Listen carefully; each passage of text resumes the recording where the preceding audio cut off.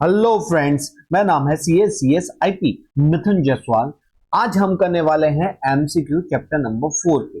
बड़ा ही इंटरेस्टिंग तरीके से और डिटेल्ड मैनर में मैं ये आपको एमसीक्यू कराऊंगा और मैं आपको एक गारंटी देता हूँ कि अगर ये एमसीक्यू आपने पूरा देखा ना तो आपको कंसेप्ट के साथ सारे एमसीक्यू तैयार हो जाएंगे। तो विदाउट वेस्टिंग चलो शुरू करते हैं हमारा ये लेक्चर। तो आते हैं हमारे स्क्रीन पे। ओके ओके जी। तो पहला क्वेश्चन है, in the table given below what will be the equilibrium market price. अब जनरली क्या होता है, जो इक्विलिब्रियम मार्केट प्राइस कैसे डिसाइड होती है, तो जहां पे क्या होता है, ये मेरा डिमांड है, ये मेरा सप्लाई है, और जहां पे दोनों इंटरसेक्ट कर रहे हैं उसको हम क्या बोलते हैं, उसको बोलते हैं इक्विलिब्रियम पॉइंट। तो बस हमको इक्विलिब्रियम प्राइस निकालना है। तो यहाँ पे प्राइस दे रखा हुआ है 1 to 8।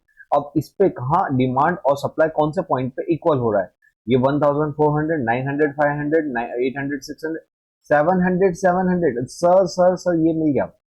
यहाँ पे क्या हो रहा है, price demand equal to supply है और उस पे जो प्राइस आती है उसी को बोलते हैं हम इक्विलिब्रियम प्राइस। तो हमारा इक्विलिब्रियम प्राइस क्या आएगा, 4। तो आंसर आएगा, तो हमारा सी का 1 का आंसर आएगा सी।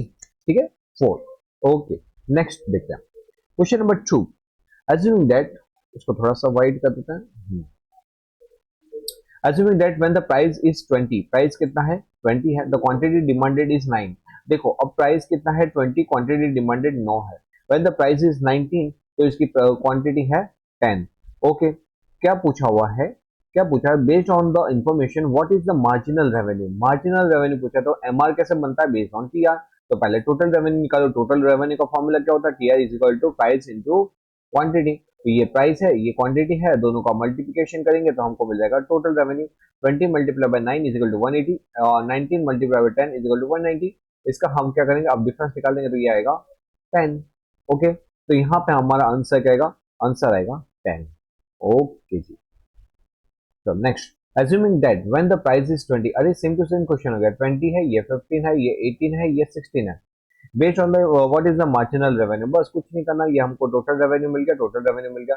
इसका हम क्या करेंगे, यहाँ पे डिफरेंस निकालेंगे तो यहाँ पे कितना आएगा, -12। कितना आएगा, -12, 288 -300। तो यहाँ पे आएगा आंसर सी। ओके, वही का वही बेसिक वही क्वेश्चन था, हम उसमें ज्यादा टाइम वेस्ट, जहां हमको लगेगा कि डिटेल मैंने में करना चाहिए वहां पे करेंगे, जहां लगता है कि इजी वहां पे हम उसको फटाफट करके आगे बढ़ेंगे, क्योंकि हमारे 100 एमसीक्यू है। थोड़ा सा स्पीड में करते हैं। Suppose a firm is producing at a level of output such that MR is greater then MC. बेटा जी एमआर क्या बताता है, एमआर बताता है आपके रेवेन्यू को, कि आपका रेवेन्यू कितना होगा। एक एज्यूम कर लो कि आपका रेवेन्यू है 15 और आपका एमसी बताता है कॉस्ट, वो मान लो 12। तो बताओ आपका प्रॉफिट हुआ कि लॉस हुआ, 15 रेवेन्यू 12 कॉस्ट, क्या होगा यहाँ पे आप 3 रुपए का क्या अर्न करोगे, 3 रुपए का प्रॉफिट अर्न करोगे। ओके, और ये प्रॉफिट को क्या बोलेंगे, सुपर नॉर्मल प्रॉफिट। क्या बोलेंगे, super normal profit, super normal profit बोलेंगे। देखो what should be the firm to do maximise its profit, firm should do nothing, firm should hire less, firm should increase price, firm should do increase output. तो बेटा जी यहाँ पे आपको क्या लगता है कि फर्म को क्या करना चाहिए, बोलो जी, जल्दी जल्दी बोलो क्या करना चाहिए। क्योंकि फर्म ऑलरेडी 15 रुपए का रेवेन्यू है। देखो मैं आपको बताता हूँ, मैं आपको है ना इसको कंसेप्ट कंसेप्ट के साथ बताता हूँ। ये देखो, थोड़ा सा लाइट इसकी कम करते हैं हम। ओके, यहाँ पे क्या है, सपोज ये मेरा परफेक्ट कंपटीशन का एग्जांपल ले लें, कुछ कोई भी ले सकता है। यहाँ पे क्या है, ये वाला स्टेज, सपोज मैं इस स्टेज पे काम कर रहा हूँ, इस स्टेज पे क्या है, इस स्टेज पे ये मेरी मार्जिनल कॉस्ट है, ये मेरा मार्जिनल रेवेन्यू है। मेरा मार्जिनल रेवेन्यू है 15, मेरी मार्जिनल कॉस्ट है 12।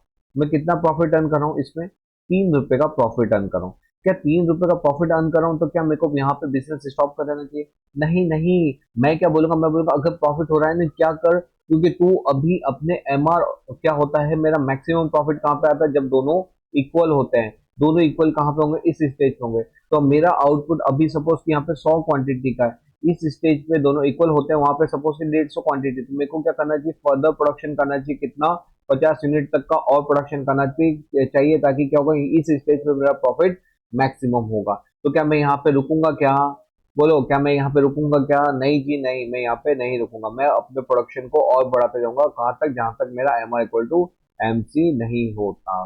तो यहाँ पे फॉर्म को शुड क्या करना चाहिए, फॉर्म शुड डू नथिंग, नहीं जी, कंपनी शुड हायर लेस, ये भी नहीं, company should increase the price, ये भी नहीं, company should increase the output. तो हमको क्या करना चाहिए, हमारा आउटपुट बढ़ा देना चाहिए। सिंपल है ना। Okay next, marginal revenue is equal to, okay next वाला क्वेश्चन है, नेक्स्ट वाला क्वेश्चन थोड़ा बाइक को नीचे करें। ओके हाँ, marginal revenue is equal to, marginal revenue is equal to क्या होता है, देखो marginal revenue is equal to क्या होगा, change in the price divided by the change in the output.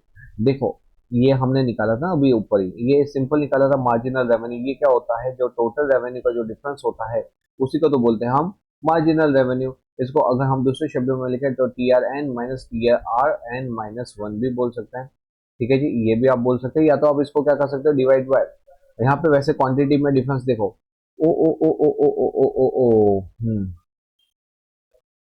हाँ हाँ हाँ सॉरी, यहाँ पे क्वांटिटी में डिफरेंस कितना है, क्वांटिटी में डिफरेंस एक का ही है। तो यहाँ पे क्या होता है, यहाँ पे even change in total revenue, इसका फॉर्मूला क्या होता है, change in total revenue upon change in quantity. आप उसको वैसे भी बोल सकते हैं। तो बस यहाँ पे देखो क्या लिखा हुआ है, marginal revenue is equal to the change in the price. Change in price होता है क्या, नहीं प्राइस में तो लेते नहीं, ये तो गलत ही है। चेंज इन द क्वांटिटी ये भी गलत है। Change in P into Q, अरे हमने एम आर का फॉर्मूला क्या देखा, हमने एम आर का फॉर्मूला देखा change in P R upon change in quantity. क्या देखा, चेंज इन क्वांटिटी, मगर टी आर का ही, टी आर को ही आप क्या बोलते हैं, टी आर को ही आप बोलते हो प्राइस इनटू क्वांटिटी, अपॉन में चेंज इन क्वांटिटी। तो यहाँ पे क्या हुआ, ये जो आंसर है इनडायरेक्टली वही बोल रहा है कि P multiply by Q is equal to T R. तो वही तो हो गया, due to one unit of change in output. बस ये हो गया हमारा आंसर। तो फिफ्थ का आंसर आएगा बेटा जी सी। ओके नेक्स्ट वाला है is equal to the price. अरे इक्वल टू कभी भी हमारा प्राइस थोड़ी होता है, ये तो गलत ही है। But only if the form is price searcher. अरे प्राइस सर्चर क्या है, सर्च करिए, वो गलत है।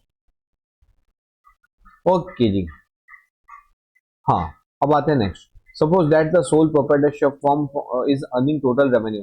हम टोटल रेवेन्यू कितना अर्न करें, 1 लाख। ओके तो हमारा टोटल रेवेन्यू है 1 लाख, यहाँ पे लिख देते हैं। ठीक आगे, and is incurring explicit. Explicit का कॉस्ट मतलब क्या होता है, एक्सप्लिसिट मतलब जो हमारा एक्चुअल कॉस्ट होता है, जो अकाउंटिंग कॉस्ट होता है, उसी को तो हम एक्सप्लिसिट कॉस्ट बोलते हैं। तो ये एक्सप्लिसिट वो कॉस्ट भी बोल सकते हैं, या तो आप उसको अकाउंटिंग कॉस्ट भी बोल सकते हैं। कौन सी कॉस्ट बोलोगे, अकाउंटिंग कॉस्ट भी बोल सकते हो। तो अकाउंटिंग कॉस्ट कितनी है आपकी, 75,000। If the owner could work for another company for 30,000, मतलब क्या है, मतलब क्या ओनर क्या कर रहा है, वैसे तो ओनर कहीं पे दूसरी जगह पे जाके एज अ सैलरी या तो एज अ सर्विस प्रोवाइड करके कितना अर्न कर सकता है, वो अर्न कर सकता है 30,000, लेकिन वो अर्न नहीं करा। तो ये क्या हुआ, ये उसका अपॉर्चुनिटी लॉस हुआ। इसको भी हम कंसिडर करेंगे। तो यहाँ पे इम्प्लीसिट कॉस्ट कितना हुआ, इम्प्लीसिट कॉस्ट हुआ 75,000, और एक्सप्लिसिट कॉस्ट हुआ 75,000। इम्प्लिसिट कॉस्ट कितना हुआ, सेल्फ ओन रिसोर्सेज जो उसने सेक्रीफाइस किए, वो 30,000। यहाँ पे टोटल कितना होगा, 1,05,000 आएगा। और उसके कारण क्या होगा, टोटल हमें रेवेन्यू इतना, टोटल कॉस्ट इतना, टोटल रेवेन्यू कितना, टोटल आपका प्रॉफिट की लॉस कितना हुआ। तो यहाँ पे आपका आएगा लॉस, कितना आएगा, 5,000 का लॉस आएगा। तो यहाँ पे 5,000 का लॉस आएगा। तो यहाँ पे the firm is incurring an economic loss. ठीक है, क्योंकि यहाँ पे इम्प्लिसिट कॉस्ट इज 20। यहाँ पे क्या पूछा है, वी शुड कंक्लूड दैट, यहाँ पे यही है कि यहाँ पे ये क्या है, हमारा इंकरिंग का लॉस कर दिया। ठीक है जी। ओके, ये इम्प्लीसिट कॉस्ट ये तो गलत है। इम्प्लीसिट कॉस्ट का मतलब तो क्या होता है, 30,000, ये गलत होता है। टोटल इकोनॉमिक एक्सपेंस 1 लाख, अरे इकोनॉमिक एक्सपेंस 1 लाख कैसे होगा, ये तो होगा 1,05,000, ये भी गलत है। टोटल इंडिविजुअल अर्निंग ये तो गलत ही है। ओके चलो आते हैं हम हमारे नेक्स्ट क्वेश्चन के ऊपर। क्वेश्चन नंबर बेटा जी 7, question number 7, which of the following is not essential for the purpose of pure competition. अरे प्योर कंपटीशन के अंदर 3 कंडीशन पढ़े थे, large number of buyer seller होने चाहिए, होमोजेनियस प्रोडक्ट होता है, free entry, freedom of entry होती है। तो कौन सा रह गया, ये वाला। तो ये आंसर विच इज नॉट बोला है, नॉट बोला है, तो कौन सा कैरेक्टरिस्टिक्स नहीं है प्योर का, ये चौथा वाला। तो आंसर कौन सा आएगा, आंसर आएगा हमारा डी। ओके, बड़ा मजा आ रहा है ना बेटा, स्पीड में करेंगे हम, फटाफट फोकस के साथ पढ़ते रहो। What is the shape of the demand curve faced by the firm.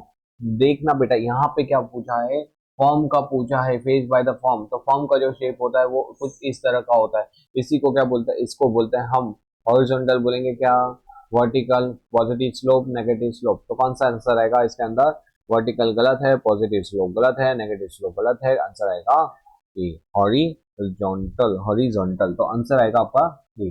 बेटा जी अगर यहाँ पे अगर उसको कंफ्यूज करना है तो यहाँ पे इसके व्हाट इज द डिमांड का of industry under proper competition form, तो उस अगर यहाँ पे इंडस्ट्री लिखा होता तो हमारा आंसर क्या था, हमारा आंसर आता डाउनवर्ड स्लोपिंग, क्या आता डाउनवर्ड स्लोपिंग, नेगेटिव स्लोप भी बोल सकते हैं। Okay, 9. Which is the first order condition for a commodity for the profit of a firm to be maximized? Which is the first order condition? तो यहाँ पे first order condition क्या होती है? MR equal to MC. तो यहाँ पे ये रहा MR equal to MC, MC equal to MR. तो यही हमारा आंसर आएगा। तो फर्स्ट ऑर्डर कंडीशन क्या होती है कि यहाँ पे MR equal to MC होना चाहिए, तभी हम क्या करते हैं मैक्सिमम प्रॉफिट अर्न करते हैं, तभी हम मैक्सिमम प्रॉफिट अर्न करते हैं। Okay next, what is the which of the following is not characteristic of price taker? अरे प्राइस टेकर का मतलब क्या होता है, प्राइस टेकर का होता है जब है ना मैं परफेक्ट कॉम्पिटिटिव के अंदर इंडस्ट्री फॉर्म प्राइस डिसाइड करती है और पार्ट और जो इंडिविजुअल्स होते हैं वो प्राइस टेकर होता है, इसलिए इनका जो डिमांड कर्व बनता है वो horizontal parallel to X axis बनता है। अब यहाँ पे लिखा which is not the characteristics of price taker, price taker के अंदर कौन सा कैरेक्टरिस्टिक है, तो यहाँ पे क्या दिया हुआ है, यहाँ पे हमको आंसर दिया हुआ है T R is equal to P into Q. हाँ भैया तो सही बात है, टोटल रेवेन्यू का मतलब होता है price into Q, A R का मतलब प्राइस होता है, हाँ जी ए आर का मतलब भी प्राइस होता है, क्योंकि यहाँ पे एवरेज रेवेन्यू निकालो, एवरेज रेवेन्यू देखो यही मेरा ए आर है, यही एम आर, यही प्राइस, यही डिमांड का होता है, यहाँ पे क्या होगा ए आर इक्वल टू यही एम आर हो। लेकिन नेगेटिवली यहाँ पे आंसर क्या ऐसा आता है क्या, नेगेटिवली स्लोप डाउन डिमांड का, तो एक फॉर्म का कभी भी नेगेटिव स्लोप डिमांड का होता नहीं है। ये वाला M R equal to price, हाँ जी एम आर ही प्राइस है, वही ए आर है, वही डिमांड का है, लेकिन ये जो तीसरा आंसर बोला इसका सी वो गलत है। ओके जी नेक्स्ट वाला चलता है, which of the following statement is false? क्या बोला है, which of the following statement is false? तो economic loss include opportunity cost, economic loss include opportunity cost of the resources owned by the firm. हाँ, क्योंकि economic cost के अंदर क्या आ जाता है, दोनों आ जाता है। कौन सा आता है इकोनॉमिक कॉस्ट, इकोनॉमिक्स में एक्सप्लिसिट एंड इम्प्लिसिट दोनों आता है। एक्सप्लिसिट का मतलब क्या होता है, एक्सप्लिसिट का मतलब होता है कि जो हमारी अपॉर्चुनिटी कॉस्ट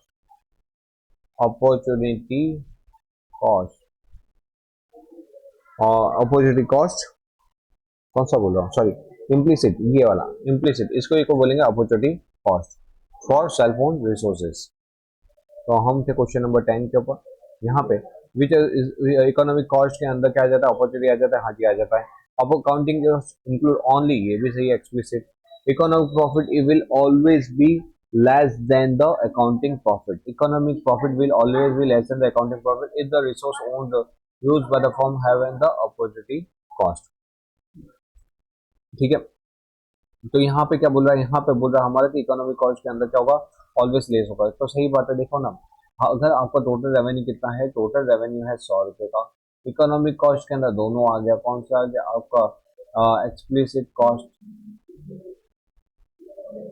एक्सप्लिसिट कॉस्ट कितना है, सपोज 100 है, एक्सप्लिसिट कॉस्ट है सपोज 70, इम्प्लिसिट कॉस्ट है सपोज 20, टोटल प्रॉफिट कितना आया, और टोटल प्रॉफिट आएगा 10 रुपए का। तो यहाँ पे हमने क्या देखा, यहाँ पे अगर अकाउंटिंग कॉस्ट ही निकालनी होती तो इसमें से मैं खाली 70 रुपये माइनस करता तो कितना आता, 30 रुपये आता, लेकिन क्योंकि मेरे को इकोनॉमिक कॉस्ट इकोनॉमिक रेवेन्यू चाहिए तो 100 माइनस 70, 100 माइनस 70 माइनस 20 करूँगा तो कितना आएगा, और 100 माइनस 70 करूँगा तो कितना आएगा, 10 आएगा। तो बेटा जी यहाँ पे economic profit will always will less than, तो सही बात है, क्योंकि यहाँ पे क्या होता है ऑलरेडी वो इम्प्लिसिट एंड एक्सप्लिसिट दो से मिला हुआ होता है। Accounting profit is equal to the total revenue less implicit cost, ये तो गलत है ना। Accounting profit is equal to the TR, accounting profit equal to the total TR minus implicit थोड़ी होता है, TR minus implicit minus explicit, उसी नहीं, यहाँ पे बेटा अकाउंटिंग प्रॉफिट की बात की, तो अकाउंटिंग प्रॉफिट का मतलब क्या होता है, total revenue minus implicit, implicit नहीं होता है, यहाँ पे एक्सप्लिसिट होता है। क्या होता है, एक्सप्लिसिट। अब मैं आपको याद करने का तरीका बता देता हूँ, यहाँ पे implicit I for imagine, imagine cost मतलब ऐसी कॉस्ट जो एक्चुअल में हुई नहीं है, लेकिन हमने इमेजिन कर ली कि ऐसी कॉस्ट हमारी हो जाएगी, समझे। इसलिए क्या होता है अकाउंटिंग कॉस्ट के अंदर कौन सा आता है, एक्सप्लिसिट कॉस्ट आता है, जो होता है एक्चुअल कॉस्ट ऑफ प्रोडक्शन का। ठीक है, एक मिनट, एक मिनट, ओके जी। तो चलो आगे चलते हैं हमारे क्वेश्चन नंबर 12 के पास। ओके, तो 12 क्या बोला, with the given supply curve decrease in demand causes. अब क्या है इसके अंदर बेटा, ये क्या बोल रहा है, ये बोल रहा है कि भाई हमारा सप्लाई कर्व दिया हुआ है लेकिन डिक्रीज इन क्या हो रहा है, डिमांड कॉसेस। मतलब क्या है कि देख, ये तेरा डिमांड, ये तेरा सप्लाई, ठीक है, सप्लाई में कोई चेंज नहीं है लेकिन डिमांड क्या हो रहा है, डिक्रीज हो रहा है। डिक्रीज का मतलब किधर शिफ्ट होगा, लेफ्टवर्ड शिफ्ट होगा। किधर किस साइड शिफ्ट होगा, लेफ्टवर्ड शिफ्ट होगा। हाँ जी, अगर लेफ्टवर्ड शिफ्ट होगा तो ये देख, पहले के टाइम पे पहला तेरा प्राइस क्या था, प्राइस डिमांड का था, इक्विलिब्रियम प्राइस क्या थी, इस पॉइंट पे थी। क्योंकि डिमांड शिफ्ट हो गई इसलिए अब तेरा नया नया इक्विलिब्रियम कौन सा आएगा, इस पॉइंट पे आएगा। इसका मतलब ये प्राइस कम हो रहा है और डिमांड कम हो रही है, ठीक है। अब एक चीज मैं बता दूं, इसके अंदर हमको ये नहीं लिखा कि कितने परसेंट से हो रही है, लेकिन ओवरऑल क्या होगा, an overall decrease in the price but the increase in the equilibrium quantity. क्या इंक्रीज, इक्विलिब्रियम क्वांटिटी इंक्रीज होगी क्या, नहीं जी। An overall increase in price, price तो इंक्रीज हो ही नहीं सकता, गलत। An overall decrease in the price and decrease in the equilibrium quantity, तो ये वाला सी वाला आंसर हमारा सही आएगा। No change in the overall price, ये भी गलत है, तो आंसर क्या आएगा, सी। सिंपल है, हमने क्या किया, डिमांड सप्लाई किया, उसमें डिमांड को रिड्यूस किया, उसमें हमने देखा कि हमारी क्या है, प्राइस यहाँ पे कम हो रही है और डिमांड भी, क्वांटिटी भी कम हो रही है। Okay next, it is assume in the economic theory that, क्या इकोनॉमिक थियरी के अंदर एज्यूम किया जाता है, a decision making within the firm is usually undertaken by the manager but never by the owner। अरे यार ऐसा है, ओनर ओनर क्या, तो ओनर है किस बात का, ओनर ओनर क्या खाली दुकान पे बैठने के लिए आता है, नहीं, ये तो गलत ही है। Ultimate goal of a firm is to maximise profit regardless of the firm size and type of a business organisation. तो ये क्या है, अल्टीमेट कोई भी फॉर्म हो, उसका उसका ऑब्जेक्ट क्या होता है, टू मैक्सिमाइज प्रॉफिट। भले छोटी फॉर्म हो कि बड़ी फॉर्म हो, ऑफकोर्स वाली बात है, कोई अगर बिजनेस कर रहा है तो किसके लिए कर रहा है, प्रॉफिट के लिए कर रहा है। तो यहाँ पे क्या होगा, अल्टीमेट गोल क्या होता है उसका, प्रॉफिट अर्न करने का होता है। नेक्स्ट वाले भी देखते हैं, as the firm size increase so its goals. ऐसा थोड़ी है कि गोल्स के हिसाब से फॉर्म के साइज के हिसाब से गोल बड़े होते हैं। कितने बार हम बड़े और गोल को लेके चलते हैं लेकिन बिजनेस शुरुआत तो छोटे से करते हैं, तो यह आंसर गलत है। The basic decision making unit of any form is of its is owner. तो यहाँ पे basic decision making unit of any form is its owner, ये भी गलत है। क्यों, क्योंकि जरूर थोड़ी कि ओनर ही डिसीजन है, वो क्या करेगा, ओनर डिसीजन लेगा, लेकिन कुछ डिसीजन वो एम्प्लॉय से भी तो पूछता है कि ये तुम्हारे से रिलेटेड है, इसके अंदर हमको क्या करना चाहिए बताओ। तो यहाँ पे क्या होगा, यहाँ पे क्या है, इकोनॉमिक थियरी का एज्यूम क्या करता है, एज्यूम ये करता है, okay, assume that the customers income and the number of the seller in the market for a good A both increase. अब रुको, क्या बोल रहा है, कंज्यूमर इनकम, अगर कंज्यूमर की इनकम बढ़ रही है दैट मीन्स क्या होगी, डिमांड बढ़ेगी, हाँ जी। And the number of seller भी क्या हो रहे हैं, and assuming that the consumer income of and the market supply sorry number of the seller both क्या हो रहे हैं, डिक्रीज हो रहे हैं। मतलब कि इनकम घटेगी, अगर लोगों की इनकम घटेगी तो इनडायरेक्टली उनकी डिमांड भी घटेगी, पहली चीज। दूसरा, नंबर ऑफ सेलर घट रहे हैं मतलब उसके सप्लाई भी घटेंगे। अब क्या करेंगे, from this information we can conclude with certainty that. अब इसमें एक चीज क्या सर्टेन होगी, यहाँ पे पहले आप क्या करोगे, डिमांड कर्व बना दिया आपने, सप्लाई कर्व बना दिया आपने, इक्विलिब्रियम पॉइंट भी बना दिया, क्या है, इक्विलिब्रियम पॉइंट ये आ गया, ठीक है। अब क्या हो रहा है बेटा जी, डिमांड घट रही है, सप्लाई घट रहा है, सप्लाई घटेगा मतलब किस तरह शिफ्ट होगा, लेफ्टवर्ड। डिमांड घटेगी तो वो भी किधर शिफ्ट होगी, लेफ्टवर्ड। अब देखो नया इक्विलिब्रियम पॉइंट कौन सा आ रहा है, तो नया इक्विलिब्रियम पॉइंट ये वाला आ रहा है, ठीक है। इस केस के अंदर हमारी क्या हो रही है, प्राइस घट रही है। अब मैं ना इसको इसको बेटा जी एक दूसरे तरीके से आपको मैं बताता हूँ, क्या हो, कंज्यूमर की इनकम घटने से डिमांड में क्या फर्क पड़ेगा, डिमांड डिक्रीज होगी, लेकिन सप्लाई भी घट रहा है। अब सप्लाई में भी कम से घटे लेकिन डिमांड अगर ज्यादा से घट गई तो उस सिचुएशन में सेलर को अपनी चीज सेल करने के लिए प्राइस को घटाना पड़ेगा, क्योंकि डिमांड घटी है तो गुड्स सेल तो होंगे नहीं, लोगों के पास इनकम नहीं है, तो सप्लाई क्या करेगा भाई, उतनी प्राइस में सेल करेगा, लोग मना करेंगे भाई इनकम ही नहीं कैसे खरीदे, तो वो क्या बोलेगा कि भाई एक काम करो ना, मैं आपको 20% और डिस्काउंट दे देता हूँ। मतलब एक चीज तो सर्टेन है भाई, price will decrease decrease decrease decrease, price क्या होगी, डिक्रीज होगी ही होगी, ठीक। ओके जी, तो देखो यहाँ पे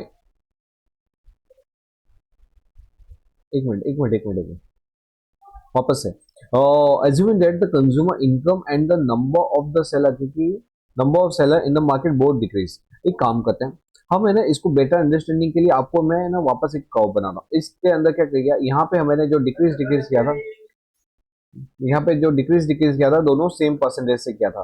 अब मैं क्या करता हूँ, सेम परसेंटेज से किया तो क्या देखा कि क्वांटिटी डिक्रीज हुआ, प्राइस में कोई डिक्रीज नहीं हुआ।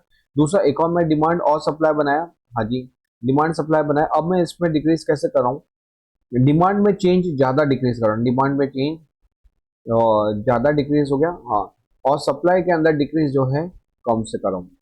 ठीक है। अब इस केस के अंदर भी देखो, इस केस के अंदर भी क्या हो रहा है, इसमें मैं जो इक्विलिब्रियम था वो इक्विलिब्रियम इस पॉइंट पे था।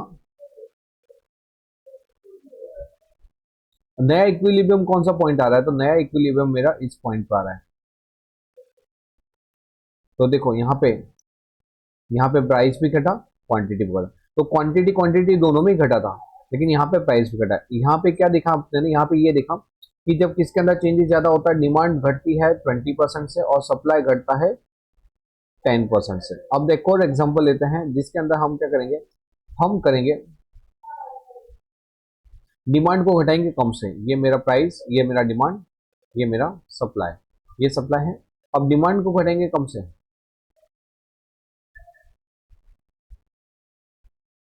और सप्लाई को घटाएंगे ज्यादा से।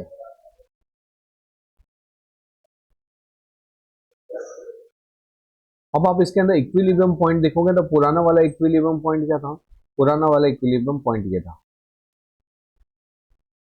ठीक है। नया इक्विलिब्रियम पॉइंट के अंदर क्या आता है, नया इक्विलिब्रियम पॉइंट के अंदर ये आता है।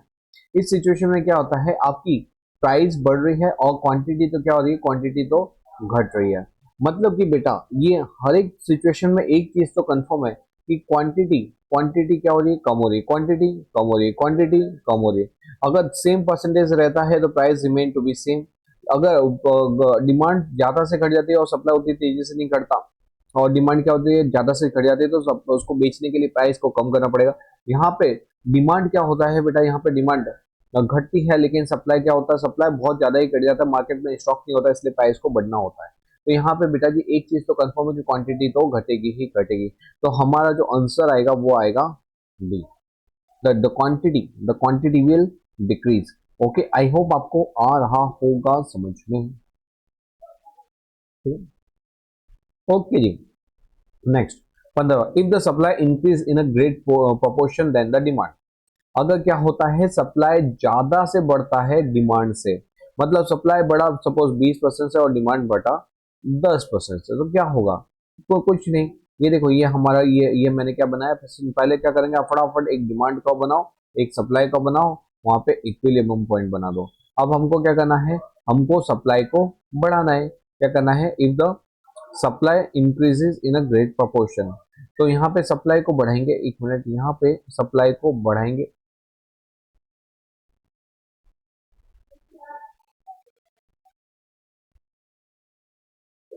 देखो अब सप्लाई को बढ़ाते हैं, सप्लाई को बढ़ाने के लिए मेरे को किधर शिफ्ट करना पड़ेगा, राइट वर्ड शिफ्ट, और उसमें ग्रेट प्रोपोर्शन लिखा हुआ है, तो यहाँ पे हम उसको ग्रेट प्रोपोर्शन में बढ़ा देते हैं। जबकि डिमांड भी बढ़ी है, डिमांड बढ़ी है तो डिमांड लेफ्ट वर्ड आएगा, तो यहाँ पे हमने डिमांड को भी बढ़ा दिया।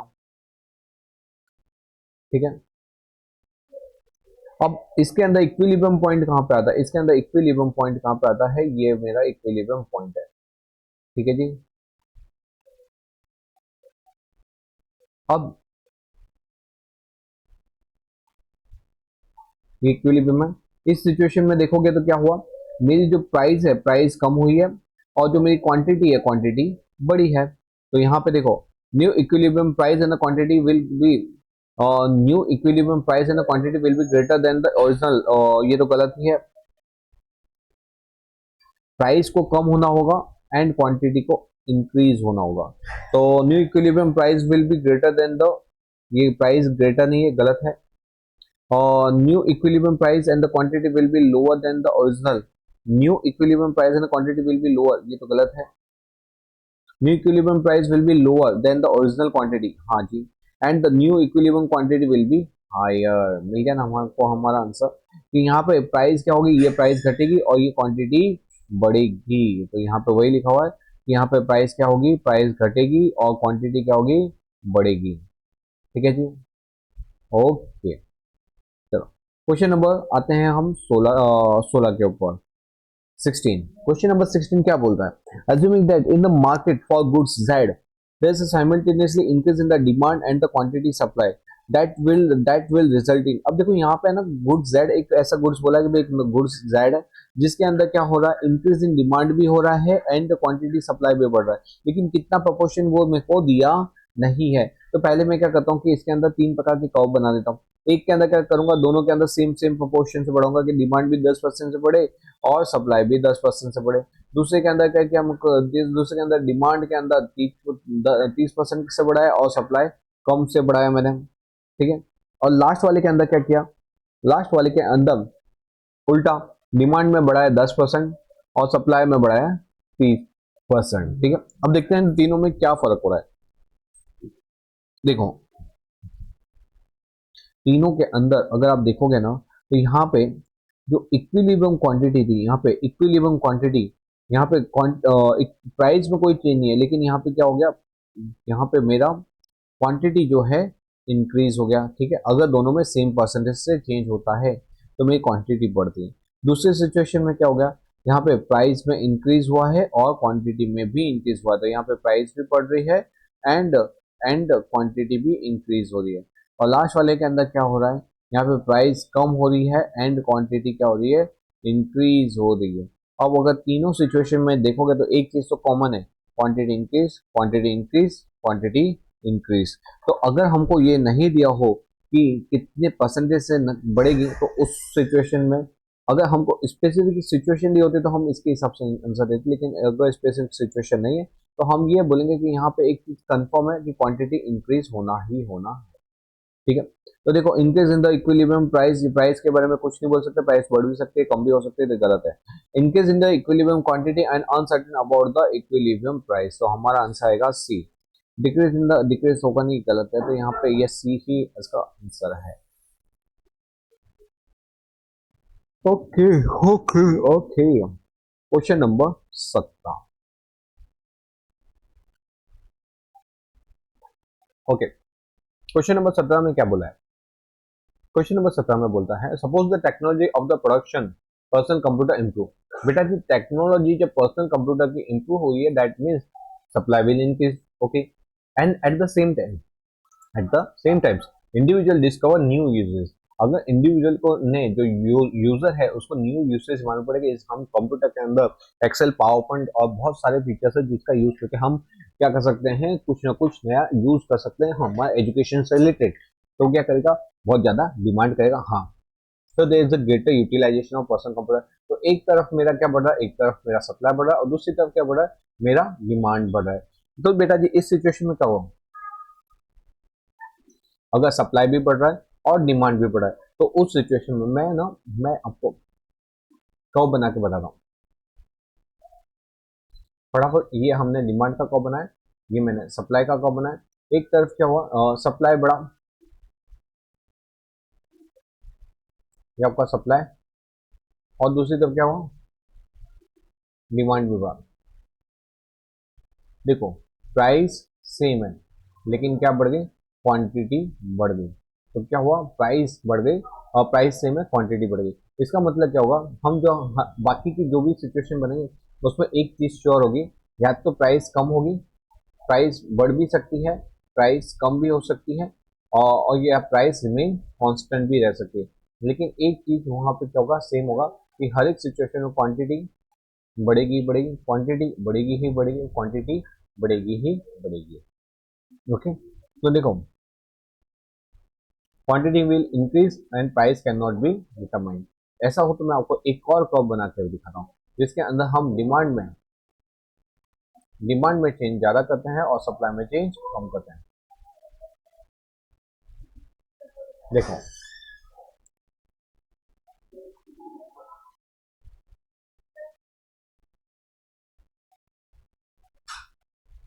ये सप्लाई बढ़ा है, ये डिमांड बढ़ा है, डिमांड में चेंज ज्यादा है। अब देखो इसमें आपका इक्विलिब्रियम पॉइंट क्या है, इक्विलिब्रियम पॉइंट के अंदर क्या हुआ है, मैंने बोला था ना क्वांटिटी तो बढ़ेगी ही बढ़ेगी, क्वांटिटी बढ़ी लेकिन प्राइस भी यहाँ पे क्या हुआ, प्राइस बढ़ी। ठीक है, तो ये वाला आ गया। और लास्ट वाला बताता हूँ, लास्ट वाले के अंदर क्या होगा, हम लास्ट वाले के अंदर क्या करेंगे, हम डिमांड के अंदर, सप्लाई के अंदर ज़्यादा चेंज करेंगे, ये मैंने सप्लाई में ज़्यादा चेंज कर दिया। ठीक है, और डिमांड के अंदर थोड़ा सा चेंज करेंगे, थोड़ा थोड़ा थोड़ा चेंज करेंगे। तो देखो ये डिमांड में थोड़ा चेंज किया। अब पुरानी प्राइस क्या थी, पुराना मेरा इक्विलिब्रियम था ये, नया इक्विलिब्रियम क्या आ गया, नया इक्विलिब्रियम आ गया ये वाला। क्या हो गया, क्वांटिटी तो बढ़ा ही बढ़ा लेकिन प्राइस क्या हो गई, प्राइस कम हो गई, तो ये वाला आ गया, प्राइस कम और क्वांटिटी बढ़ गई। इन शॉर्ट आपका जो क्वांटिटी है वो बढ़ेगा ही बढ़ेगा, प्राइस का हम बोल नहीं सकते जब तक कि आप मेरे को बताओगे नहीं कि कितना परसेंट से प्राइस बढ़ रहा है। ठीक है, okay. Which of the following is not condition of perfect competition, perfect competition की कंडीशन नहीं होती, लार्ज नंबर ऑफ सेलर ये तो होता है, परफेक्ट मोबिलिटी ऑफ फैक्टर ये भी होता है कि यहाँ पे फैक्टर इजीली मोबाइल हो जाता है एक जगह से दूसरी जगह। Information advertising to ensure that the consumer have the good information, अरे यहाँ पे हमको एडवर्टाइजमेंट की जरूरत ही नहीं पड़ती, freedom of entry and freedom of exit and out of the market. ठीक है, exit into the freedom into entry और एग्जिट इनटू द इनटू और आउट ऑफ द मार्केट, तो ये वाला तो है ही, मतलब कौन सा आंसर आएगा, सी। यहाँ पे क्या एडवर्टाइज, क्योंकि यहाँ पे एडवर्टाइजमेंट की आपको जरूरत क्यों पड़ेगी, क्योंकि सबको सभी का पहले से नॉलेज है, और यहाँ पे क्वांटिटी क्या है, और होमोजीनियस है, होमोजीनियस है मतलब सेम ही क्वांटिटी, तो हम कहीं और मतलब इंफॉर्मेशन कलेक्ट भी नहीं करते, हमको पहले से ये सब कुछ आइडिया होता है इसलिए। ठीक है, अब आते हैं हमारे 19 के ऊपर। 19, which of the following is not characteristics of perfectly competitive market, अरे वापस से वही क्वेश्चन है। ठीक है, लार्ज नंबर ऑफ जो फॉर्म होती है, output of a firm are perfect substitute for one another, ये भी सही है, परफेक्ट सब्स्टिट्यूट आप एक दुकान से खरीदोगे दूसरी दुकान से, सब पे आउटपुट सेम होंगे। और form face downward sloping demand का, अरे बेटा जी मैंने आपको बताया था, ये जो फॉर्म होती है ना, फॉर्म फॉर्म का कभी भी डाउनवर्ड, इसका परफेक्ट कॉम्पिटिटिव फॉर्म का सप्लाई कैसा होता है, horizontal to axis, horizontal to X axis, and उसको आप हॉरिजॉन्टल टू एक्स एक्सिस होता है, तो ये वाला आंसर आना चाहिए। रिसोर्सेज आप मोबाइल, ये तो पहले कहते हो सही सही है, मतलब कौन सा आंसर आएगा, इसका आंसर आएगा आंसर नंबर सी। ठीक है, firm have downward sloping top. Okay, 20, which of the following is not characteristics of monopolistic company, not characteristics of monopolistic आ रहा है, तो ठीक है बताओ, entry into the industry, easy entry, हाँ जी ये तो है, प्रोडक्ट डिफरेंशिएशन वही भी होता है, relatively large number of seller, ये भी होता है, large number of seller, homogeneous product, product क्या होमोजीनियस होते नहीं, यहाँ पे होमोजीनियस नहीं होते, यहाँ पे सिमिलर बट नॉट आइडेंटिकल, यहाँ पे क्या होता है, सिमिलर बट नॉट आइडेंटिकल, तो आपको लिख देना ये आंसर इसका गलत है, इसके प्रोडक्ट कैसे होते हैं, सिमिलर होंगे लेकिन but not identical, identical.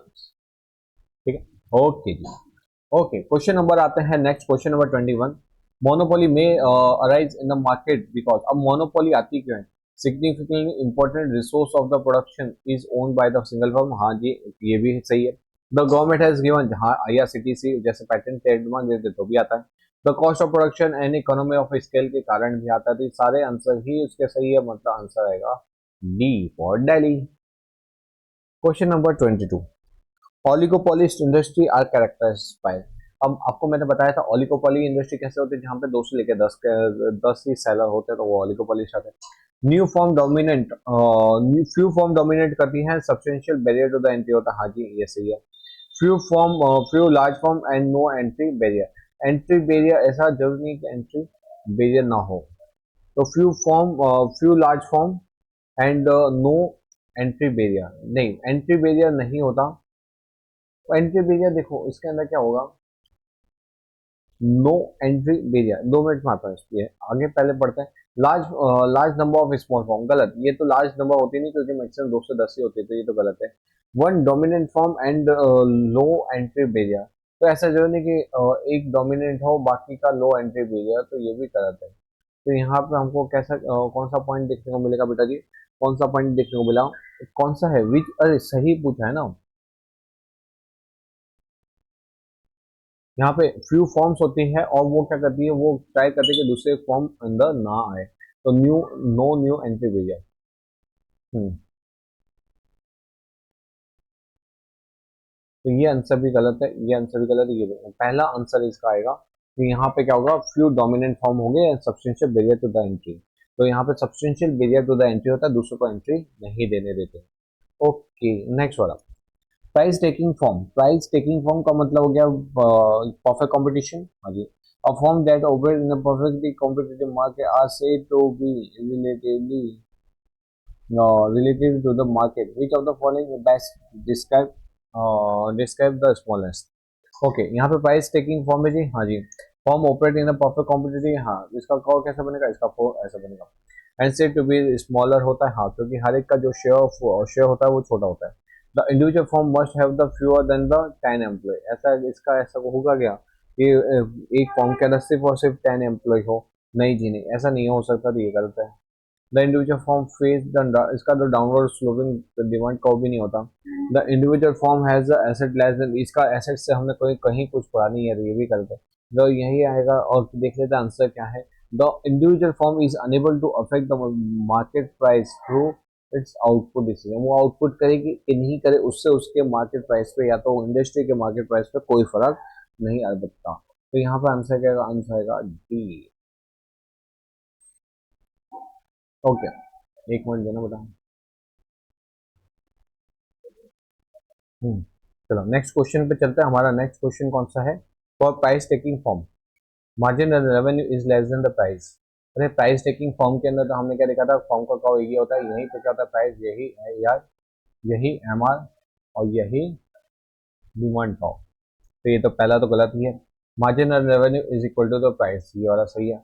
Margin, ये ग्रेटर गलत है। The relationship between marginal revenue and price is interdependent, ये भी गलत है। तो यहाँ पे क्या आएगा, यहाँ पे आएगा बी। ठीक है, next, the monopolistic competitive differ from the perfect. हाँ जी, सही बात है। मोनोपोलिस्टिक कॉम्पिटिशन फॉर्म डिफर होती है परफेक्ट प्राइमरी बिकॉज। अब देखा बेटा, परफेक्ट कॉम्पिटिशन के अंदर क्या होता है, in monopolistic competition the form can differentiate. हाँ जी, ये सही है, यहाँ पे डिफ्रेंशिएट प्रोडक्ट होते हैं, यहाँ पे होमोजीनियस होते हैं, तो ये तो बात सही है, ये आंसर सही है। In perfect competition form can differentiate, perfect competition के अंदर हम डिफ्रेंशिएट कैसे होते हैं, तो गलत। फिर बोल रहा है in monopolistic competition entry into industry is block, तो ये भी गलत है। इन मोनोपोलिस्टिक के अंदर क्या होता है, large number of buyer, large number of seller होता है और फ्री एंट्री फ्री एग्जिट होता है, तो ये भी गलत है। In monopolistic competition they are relatively low barrier to the entry, ये भी गलत है। तो यहाँ पे आंसर कौन सा आएगा, आंसर आएगा ए। ठीक है बेटा जी, आगे चलते हैं। कौन सा क्वेश्चन आया हमारा, 26। क्वेश्चन नंबर 26 क्या बोला, in a long run equilibrium outcome in monopolistic competition. मैंने आपको बताया था कि मोनोपोलिस्टिक कंपटीशन के अंदर क्या होता है, फ्री एंट्री फ्री एग्जिट होता है। अगर शॉर्ट रन के अंदर आप सुपर नॉर्मल प्रॉफिट अर्न कर रहे हो, तो क्या होगा, उसको देख के दूसरे अट्रैक्ट होंगे, आपकी इंडस्ट्री में आएंगे, सप्लाई बढ़ेगा, सप्लाई बढ़ेगा, प्राइस कम होगा, और आप कैसा प्रॉफिट अर्न करना चालू करेंगे, नॉर्मल प्रॉफिट अर्न करना चालू करेंगे। इसका मतलब कि जैसे परफेक्ट कंपटीशन के अंदर होता है, वैसे मोनोपोलिस्टिक कंपटीशन के अंदर क्या होता है कि जो फर्म होती है वो लॉन्ग रन के अंदर सिर्फ और सिर्फ नॉर्मल प्रॉफिट अर्न करती है। ठीक है, हम्म, तो मैंने आपको ऑलरेडी इसका आंसर बता दिया है। एफिशिएंट आउटपुट लेवल, ये तो आंसर गलत है। Firm will produce at the minimum average, नहीं ये भी गलत है। Firm will earn only only only only normal profit, ये आंसर इसका सही है। Firm realise all the economy, ये तो गलत है। ओके, ये मैंने आपको कंसेप्ट बता दिया था, large number of buyer, large number of seller. In short term क्या होता है, they can earn super normal profit या तो इकोनॉमिक लॉस, मगर बट लॉन्ग टर्म के अंदर क्या होगा, नॉर्मल प्रॉफिट ही अर्न करेंगे। Okay, next, which of the following is distinguish characteristics of oligopoly. अब ओलिगोपोली के बारे में कि ओलिगोपोली में क्या होता है, तो ओलिगोपोली के अंदर स्टैंडर्डाइज प्रोडक्ट, बताओ आंसर सही है कि नहीं। 27 के अंदर स्टैंडर्डाइज प्रोडक्ट होता है, नहीं स्टैंडर्ड प्रोडक्ट थोड़ी होता है, वो कॉमन या तो कॉमन भी होता है और अलग भी होता है, तो ये तो गलत ही है। The goal of profit is maximisation firm. तो यहाँ पे डिस्टिंग्विश करता है ओलिगोपोली, तो ये अलग कुछ स्टोरी बता रहा हूँ। इंटरडिपेंडेंस अमॉन्ग द फॉर्म, यहाँ पे क्या होता है, क्योंकि यहाँ पे लिमिटेड फॉर्म होते हैं, इसलिए हर एक फॉर्म एक दूसरे के ऊपर इंटरडिपेंड करती है। अगर इसने डिस्काउंट दिया तो ये दूसरे भी डिस्काउंट देगी, एक ने अगर एडवर्टाइजमेंट किया तो दूसरा भी एडवर्टाइजमेंट करेगा, तो वो क्या हो गया, एक दूसरे पे इंटरडिपेंड। डाउनवर्ड स्लोपिंग डिमांड का फेस बाय द फॉर्म, ये तो गलत है, इसका कोई डाउनवर्ड स्लोपिंग फेस नहीं होता। इवन हम है ना यहाँ पे प्राइस डिसाइड ही नहीं कर पाते, ठीक है। Okay, next, in which form of market structure is the degree of control over the price of its product by a firm very large? In which form of market structure is the degree of control over the price of product by the firm very large? चलो जल्दी बताइए इसका answer क्या होगा 28 के अंदर, कि कौन सा प्रकार का मार्केट होता है जहाँ पर डिग्री ऑफ कंट्रोल क्या होता है, प्राइस को लेके वेरी लार्ज होता है, मतलब कोई रोक टोक नहीं कर सकता उसको प्राइस को डिसाइड करने से। तो कौन सा होता है, अब मालूम पड़ गई होगी, मोनोपोली। मोनोपोली ऐसा मार्केट होता है बेटा जहाँ पे degree of control over the price होता है बहुत कम होता है। ये imperfect oligopoly these all are correct. Next, AR, average revenue को हम क्या बोलेंगे, उसको बोलेंगे हम प्राइस। और क्या बोल सकते हैं, उसको बोलते हैं मार्जिनल रेवेन्यू, और तो बोल सकते हैं डिमांड। और ओके, एआर क्या होता है, is also known as profit का, नहीं प्रॉफिट तो नहीं होता, डिमांड का, एवरेज प्रॉफिट का, एवरेज कॉस्ट का कैसा हो, इन डिफरेंस का। रुको रुको रुको रुको रुको, एवरेज प्राइस, अरे ये हुआ ना,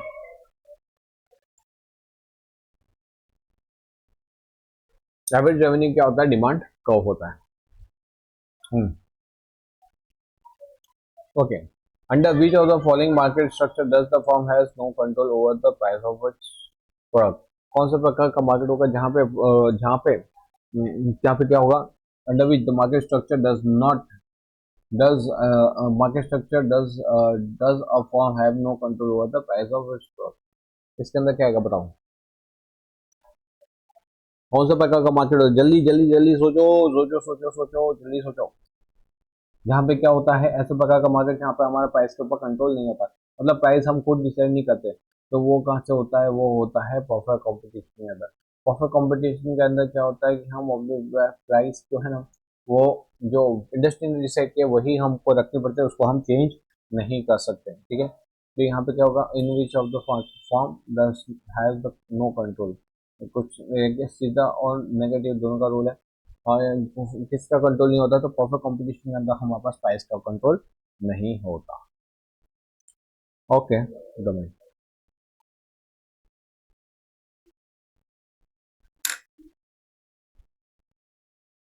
ओके, चलो अब नेक्स्ट वाले क्वेश्चन पे चलते हैं, डिस्क्रिमिनेटिंग और मोनोपोली। इसका मतलब क्या था, discriminating monopoly implies that monopoly charges different prices for his commodity.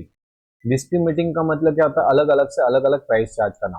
तो यहाँ पे for different group of consumer से भी कर सकता है, for different usage at different places, हाँ जी, एट डिफरेंट प्लेसेस, प्लेस के हिसाब से भी अलग प्राइस चार्ज कर रहा है, यूज के हिसाब से या तो ग्रुप ऑफ कस्टमर के हिसाब से। तो तीनों ही आंसर सही है, मतलब आंसर आएगा डी।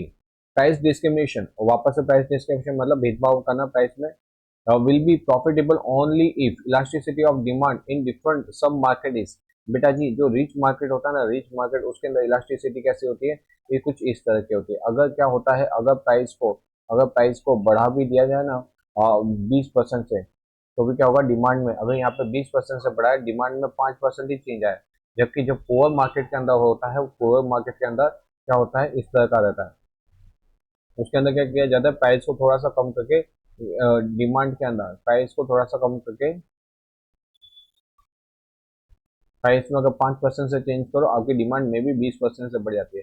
ये किस प्रकार के मार्केट में करते हैं, पुअर मार्केट में। और ये कौन से मार्केट में होता है, रिच मार्केट में। मतलब क्या होता है, दोनों मार्केट के अंदर इलास्टिसिटी क्या होनी चाहिए, हमारी डिफरेंट होनी चाहिए, ठीक है। Profitable only if the elasticity और डिमांड इज डिफरेंट, सब मार्केट इज अलग अलग, मतलब अलग अलग मार्केट की क्या होनी चाहिए, अलग अलग डिफरेंट होना चाहिए, ठीक है जी। 32 आंसर आएगा B. Okay, next, in the context of oligopoly, oligopoly the kinked की डिमांड कर्व का मतलब होता है मैं प्राइस चेंज नहीं करेगा साला। मतलब क्या होता है, क्यों अगर मैं प्राइस बढ़ाता हूँ ना, प्राइस बढ़ाता हूँ तो क्या होता है, कोई प्राइस नहीं चेंज करता, इसलिए मेरी डिमांड बहुत ज्यादा से कम हो जाती है।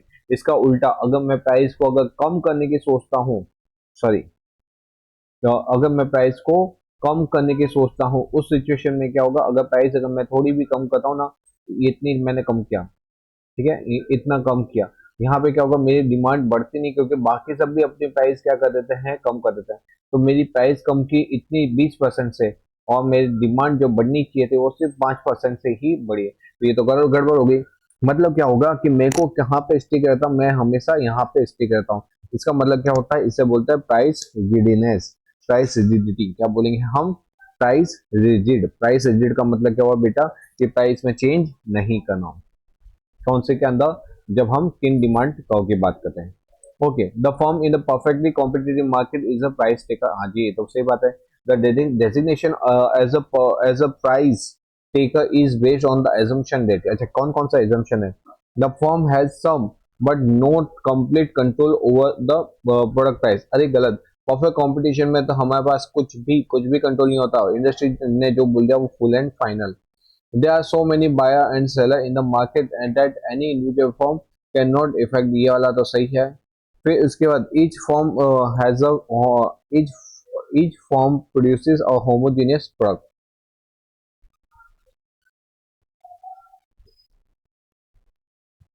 एक मिनट आओ, यहाँ पे क्या लिखा हुआ, क्वेश्चन वापस से देखते हैं। The firm in a perfectly competitive market is a price taker, this designation as a price taker is based on the. अच्छा, स्पेसिफिक यहाँ पे प्राइस टेकर क्यों आया हुआ है, प्राइस टेकर इसके लिए आया है क्योंकि there is a easy entry into and exit from the market. ठीक है, तो ये आंसर भी हमारा सही है। तो बट ये परफेक्ट कंपटीशन के हिसाब से सही है, लेकिन बेटा जी यहाँ पे हमको क्या देखना है, हमको ये देखना है कि the designation as the price taker, हम प्राइस टेकर क्यों हुए, क्योंकि बहुत ज्यादा बायर बहुत ज्यादा सेलर। फिर इससे क्या किया कि उसके अंदर क्योंकि होमोजीनियस है, इसलिए हम क्या करेंगे, यहाँ पर इंडस्ट्री ने जो प्राइस डिसाइड कर दी वही मार्केट इसको फॉलो करेगा।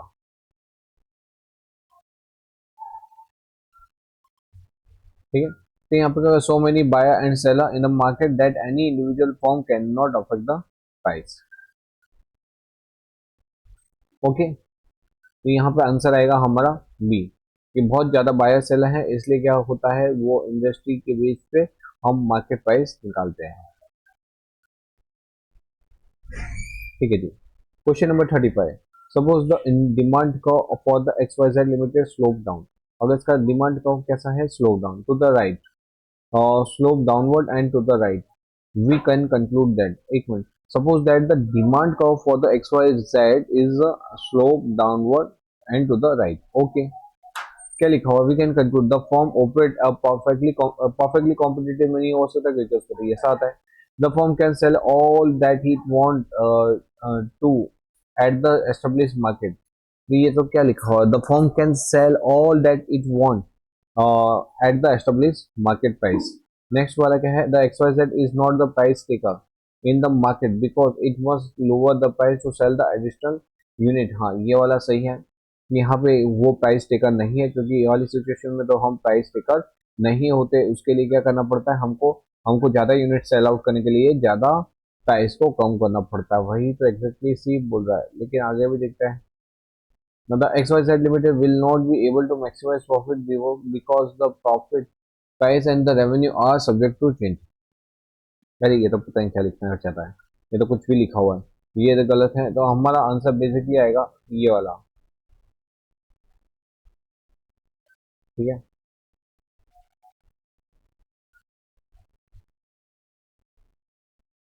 Okay, next question number 36। 36 में क्या बोला, the firm in the technology industry have the following market share. अब ये वाला तो मैंने आपको ऑलरेडी बता दिया था कि इस मार्केट के अंदर ये कुछ 6-7 इंडस्ट्री है जिसका 869 मतलब 70% होल्डिंग है। तो जब कोई पर्टिकुलर व्यक्ति का होल्डिंग क्या हो जाता है, पर्टिकुलर व्यक्तियों का होल्डिंग हो जाता है मार्केट के ऊपर, तो उसको हम क्या बोलते हैं, ऑलिगोपोली। तो यहाँ पे कौन सा मार्केट आएगा, ऑलिगो पॉली, ठीक है। ओके, नेक्स्ट क्वेश्चन पर आते हैं। नेक्स्ट क्वेश्चन क्या बोल रहा है? The question number 37, the kind demand का ऑफ ओलिगो एज्यूम दैट। यहाँ पे मैंने आपको बताया था किंड मतलब क्या होता है कि हम अपने प्राइस पे स्टिक रहते हैं। क्यों? क्योंकि इसमें क्या होता है, अगर हम प्राइस बढ़ाते हैं तो क्या होता है, कोई प्राइस बढ़ाता नहीं है, लेकिन जब हम प्राइस घटाते हैं तो हर कोई प्राइस घटा देता है। इसलिए क्या होता है, ना तो बढ़ाने में हमको नुकसान चला जाता है और घटाने में भी नुकसान चला जाता है। तो यहाँ पे क्या होता है, किंग डिमांड का ऑफ द मनी एज्यूम क्या करता है, the response of a consumer to a price increase is less than the response to the decrease in price। जी ओके, यहाँ पे क्या होता है, जब रिस्पॉन्स कंज्यूमर ज्यादा करता है, increase the response to a price increase is less than. नहीं नहीं, यहाँ पे जो क्या होता है गलत, जब प्राइस बढ़ती है तो वो हमारे प्रोडक्ट के अंदर अंदर क्या करता है, जब मैंने आपको क्या बताया, प्राइस जब बढ़े तो क्या करो, वो बढ़ा देता है। प्राइस जब बढ़ाते हैं तो वो क्या करता है, हमारे प्रोडक्ट का सेल कम कर देता है। और उस उसका उल्टा अगर क्या होता है, अगर मैं प्राइस को कम करता हूँ तो दूसरे भी प्राइस को कम कर देते हैं, तो यहाँ पे कंज्यूमर मेरे प्रोडक्ट खरीदता नहीं है। जैसे कि हम ये वाला product, the response to a consumer to a price increase is more than the response to a price decrease. ये वाला आंसर सही है। क्यों आंसर सही है, देख यहाँ पे क्या है, ये ये मेरा प्राइस डिक्रीज का, ठीक है। सपोज ये किसका है, प्राइस डिक्रीज का। जब मैं अपना प्राइस को है ना क्या कर रहा हूँ, और ये प्राइस को इंक्रीज का है, सॉरी, प्राइस को मैं क्या कर रहा हूँ, इंक्रीज कर रहा हूँ। तो इंक्रीज मैंने की, हाँ, ये प्राइस को इंक्रीज की। यहाँ पे लोग ज्यादा रिस्पॉन्स कर रहे हैं और मेरी डिमांड को कम कर रहे हैं। क्योंकि इस केस के अंदर बेटा जी क्या हो रहा है, जब मैं अपनी प्राइस को डिक्रीज करता हूँ, क्या करूंगा, प्राइस को डिक्रीज करूंगा, तो उस सिचुएशन में क्या होगा, उस सिचुएशन में क्या होगा, लोग रिस्पॉन्स ही नहीं दे रहे। मतलब क्या हो रहा है, मेरी डिमांड बढ़ रही है लेकिन बहुत कम से, मतलब यहाँ पे रिस्पॉन्स क्या है उनका, बहुत थोड़ा सा है उनका रिस्पॉन्स। रिस्पॉन्स क्या है, थोड़ा सा, कि जहाँ भाव बढ़ना, जहाँ पे क्वांटिटी बढ़नी चाहिए बढ़ती नहीं। लेकिन जैसे अगर मैंने प्राइस बढ़ाई तो वो ज़्यादा से रिस्पॉन्स करते हैं, ठीक है। तो यहाँ पे रिस्पॉन्स कैसा है, ज़्यादा है, और यहाँ पे रिस्पॉन्स कैसा है, थोड़ा सा है। तो इस सिचुएशन में कौन सा आंसर आएगा हमारा, हाँ, ओके। यहाँ पे हमारा रिस्पॉन्स क्या आएगा बेटा जी, यहाँ पे रिस्पॉन्स ये वाला आएगा कि यहाँ पे कंज्यूमर का रिस्पॉन्स जब हम बढ़ाते हैं तब ज्यादा होता है, बड़ा ज्यादा होता है, मतलब वो हमारे प्रोडक्ट को सेलिंग, हमारे प्रोडक्ट का परचेज बहुत कम कर देता है। और जब हम प्राइस को कम करते हैं तो वो, क्योंकि दूसरे वाले भी अपने प्राइस को कम करते हैं, इसलिए मेरे कंज्यूमर मेरे प्रोडक्ट को ज्यादा खरीदते नहीं है। आंसर आएगा बी, ठीक है। जैसे अब ये वाला जो है, the elasticity of demand is constant, ये तो गलत है। The elasticity demand is perfectly elastic, ये भी गलत है। ओके जी, ओके, ठीक है जी। तो हमारा अब बढ़ते हैं हम नेक्स्ट क्वेश्चन। क्वेश्चन नंबर है 38। क्वेश्चन नंबर 38, परफॉर्म एनकाउंटर और शटडाउन पॉइंट। देखो बेटा जी, शटडाउन पॉइंट किसको बोलते हैं, शटडाउन पॉइंट मतलब ऐसा पॉइंट जहाँ पे मेरा वेरिएबल कॉस्ट भी रिकवर नहीं हो रहा। तो हम क्या करेंगे, जब है ना average cost is equal to the price, average total cost is equal to the price, ये तो गलत है। और average variable cost is equal to price, मतलब क्या होगा, जब मेरा वेरिएबल कॉस्ट, मेरा वेरिएबल कॉस्ट क्या हो जाता है, प्राइस के इक्वल पे हो जाता है, उस सिचुएशन को बोलते हैं कि हाँ भाई आप वहाँ पे शट डाउन पॉइंट कर सकते हो। तो आंसर आएगा बी। एवरेज फिक्स कॉस्ट गलत है, मार्जिनल कॉस्ट ऐसा कोई कंसेप्ट आता नहीं है। तो यहाँ पे आंसर क्या आएगा बेटा जी, आंसर आएगा B. Okay, next question number 39। Question number 39 में क्या बोला, suppose that the profit maximising level of output firm find that the market price is less than the average cost. अब देखो यहाँ पे क्या हो रहा है, मार्केट प्राइस मतलब आपका ER, ER is less than the total cost, हाँ जी, but greater than the average variable cost. अब मैंने आपको क्या बताया था कि यहाँ पे जब सेलिंग प्राइस क्या है आपका 10 रुपए है, वेरिएबल कॉस्ट आप करोगे तो यहाँ पे एज्यूम कर लेते हैं वो 6 रुपए, यहाँ पे आपका कितना आया, ये आया 4 रुपए। और आपका एवरेज फिक्स कॉस्ट मैं आपको बोल दूं, या तो कैसे मैं आपको बताऊं, कि आप अपना वेरिएबल कॉस्ट तो कवर अप कर रहे हो, लेकिन यहाँ पे सपोज 100 यूनिट बेच रहे हो, कितने 100 यूनिट, तो आपका प्रॉफिट कितना होगा, 400। लेकिन आपका फिक्स कॉस्ट कितना है, 500, आपका फिक्स कॉस्ट कितना है, 500। नेट रिजल्ट क्या आएगा, नेट आएगा माइनस में 100। इस सिचुएशन बताओ हमको शट डाउन करना चाहिए कि नहीं करना चाहिए? ऑफ कोर्स नहीं करना चाहिए, क्यों? क्योंकि we are able to recover our variable cost. When we are able to recover our variable cost we always try to increase our turnover our unit sold. उस चीज से क्या होगा, हमारा प्रॉफिट में वो चीज कन्वर्ट हो जाएगा। तो फर्म शुड शट डाउन नहीं जी, firm should raise its price नहीं जी, firm should move to the resource नहीं जी, the firm should continue to operate in the short term in order to minimise losses. तो फर्म को क्या करना चाहिए? ऑपरेट करना चाहिए इन इसके अंदर इन ऑर्डर टू लास्ट वाले के अंदर। ठीक है, ओके जी। नेक्स्ट क्वेश्चन में क्या बोला है बेटा? नेक्स्ट क्वेश्चन में बोलता है when the price is less than the average variable cost. Price क्या है? Less than average variable cost, the variable cost at the profit maximising level of output a firm should. अब इसमें क्या लिखा हुआ है? देखो, प्राइस प्राइस का मतलब ये प्राइस बोल दो, या तो उसको आप एवरेज रेवेन्यू भी बोल सकते हैं, और ये वेरिएबल कॉस्ट है। अब क्या करेंगे, आप अपना इतना प्राइस भी नहीं कमा पा रहे कि आपकी वेरिएबल कॉस्ट भी कवर हो। क्या करो, सिंपल है, आप शट डाउन कर दो।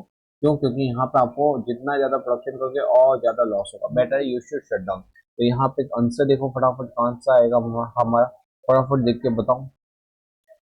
शट डाउन, यहाँ पे शट डाउन नहीं है, यहाँ पे शट डाउन नहीं है। shut down all the loss since it will be lost nothing in that, क्या कहते हैं, all the it will cause loss nothing, ऐसा तो हो ही नहीं सकता। Shut down since it cannot even cover up its variable cost। Very good, तो यहाँ पे आएगा आपका आंसर बी। ठीक है, next, purely competitive forms supply schedule. अब मैंने आपको बताया था प्योरली कॉम्पिटिटिव फॉर्म है, उसका सप्लाई शेड्यूल कैसा होगा, ये कुछ इस प्रकार का होता है। Supply schedule in the short run is determined bye. यहाँ पे बेटा जी, यहाँ पे इसका सप्लाई कर्व कैसे डिटरमाइंड होगा, चलो बताओ। क्वेश्चन नंबर 41, इसका सप्लाई कर्व कैसे डिटरमाइंड होता है? प्योरली कॉम्पिटिटिव फॉर्म और सप्लाई शेड्यूल मैंने आपको बताया था। यहाँ पे क्या बताया था कि जो प्योरली यहाँ पे जो होता है ये मार्जिनल कॉस्ट होता है, और ये हमारा एवरेज वेरिएबल कॉस्ट होता है। क्या होता है? Average variable cost. अब मैंने आपको क्या बताया था कि शुरू में हम क्या करेंगे, हम ये एवरेज वेरिएबल कॉस्ट इसको ध्यान में रखेंगे। मतलब क्या करेंगे, यहाँ से हमारा सप्लाई का क्या होगा, यहाँ से चालू होगा, यहाँ से हमारा सप्लाई का होगा, तो एमसी ही हमारा सप्लाई का होता है। But when when it is MC, MC is equal to average variable cost.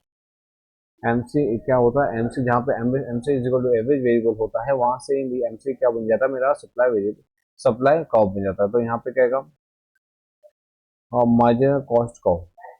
क्या होगा? Marginal cost curve. आंसर आएगा बी। हाँ, मेरे को दे दो एक। ओके जी, next question number 42, one characteristics not typically of oligopolist industry. Oligopoly का इंडस्ट्री का कौन सा वो कैरेक्टरिस्टिक्स नहीं होता? हॉरिजॉन्टल डिमांड कर्व, नहीं अंदर कोई नहीं। Horizontal demand curve not typical, तो यहाँ पे उसका डिमांड कर्व हॉरिजॉन्टल, हाँ जी, ये ऐसा ये हो सकता है। Too much importance to the non price competition, price leadership, small number of form in a industry. ठीक है, तो यहाँ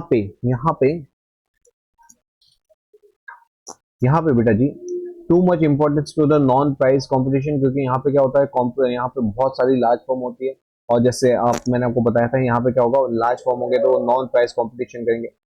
कितने फॉर्म की प्राइस लीडरशिप, प्योर मोनोपोली और परफेक्टली मोनोपोली वाले प्राइस लीडरशिप भी देखे थे। Small number of form in the industry, कितनों के छोटे छोटे शेयर, किसी और लार्ज शेयर होता है, ये भी होता है। कौन सा कैरेक्टरिस्टिक्स नहीं होता? हॉरिजॉन्टल डिमांड का, क्योंकि यहाँ पे हॉरिजॉन्टल डिमांड का किसका होता है? परफेक्टली कॉम्पिटिटिव मार्केट का होता है। ठीक है,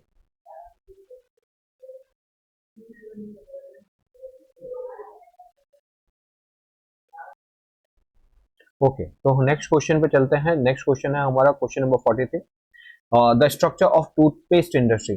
अब देख बेटा, यहाँ पे ना खाली पूछा है टूथपेस्ट इंडस्ट्री कौन से प्रकार की इंडस्ट्री है, perfectly competitive, monopolistic, monopolistically competitive and oligopolistic.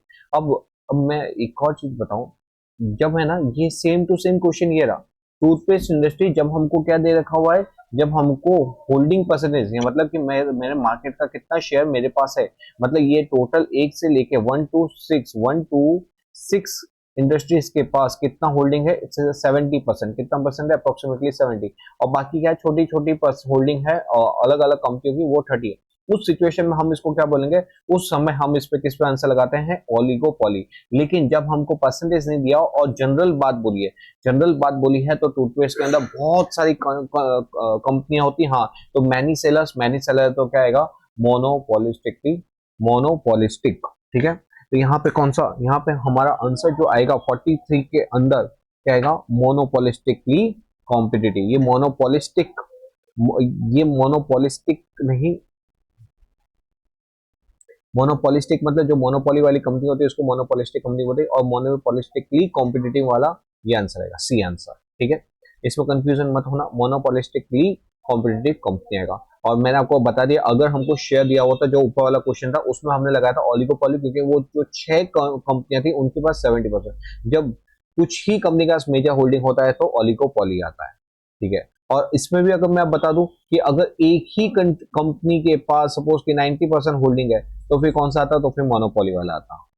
Okay, next question number 44, the structure of cold drink आ गया। द कोल्ड ड्रिंक, तो कोल्ड ड्रिंक हमने, मैंने आपको बताया था कोल्ड ड्रिंक क्या होते हैं, बहुत गिनी चुनी कंपनी है, Pepsi, Coca Cola, Sprite, due, तो ये कौन सी आएगा, ये आएगा ओलिगोपॉलिस्टिक, क्या आएगा, ओलिगोपॉलिस्टिक आएगा। तो आपको यहाँ पे क्या याद रखना है, अलग अलग को एग्जांपल्स भी याद रखते हैं कि कौन से किसमें कम।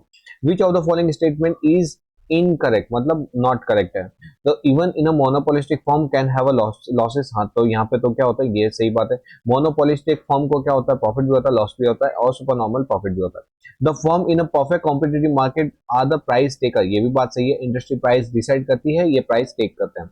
It always beneficial for a firm in a perfectly competitive market to discriminate the price, कौन से मार्केट की बात हुई, परफेक्ट कॉम्पिटिटिव, अरे परफेक्ट कॉम्पिटिटिव मार्केट में तो हम डिस्क्रिमिनेशन पॉसिबल ही नहीं, क्योंकि वहां पे सभी को सभी का नॉलेज होता है, और क्या होता है, प्राइस क्या होता है, सेम होता है, इसलिए ये आंसर इनकरेक्ट है, this is the correct answer.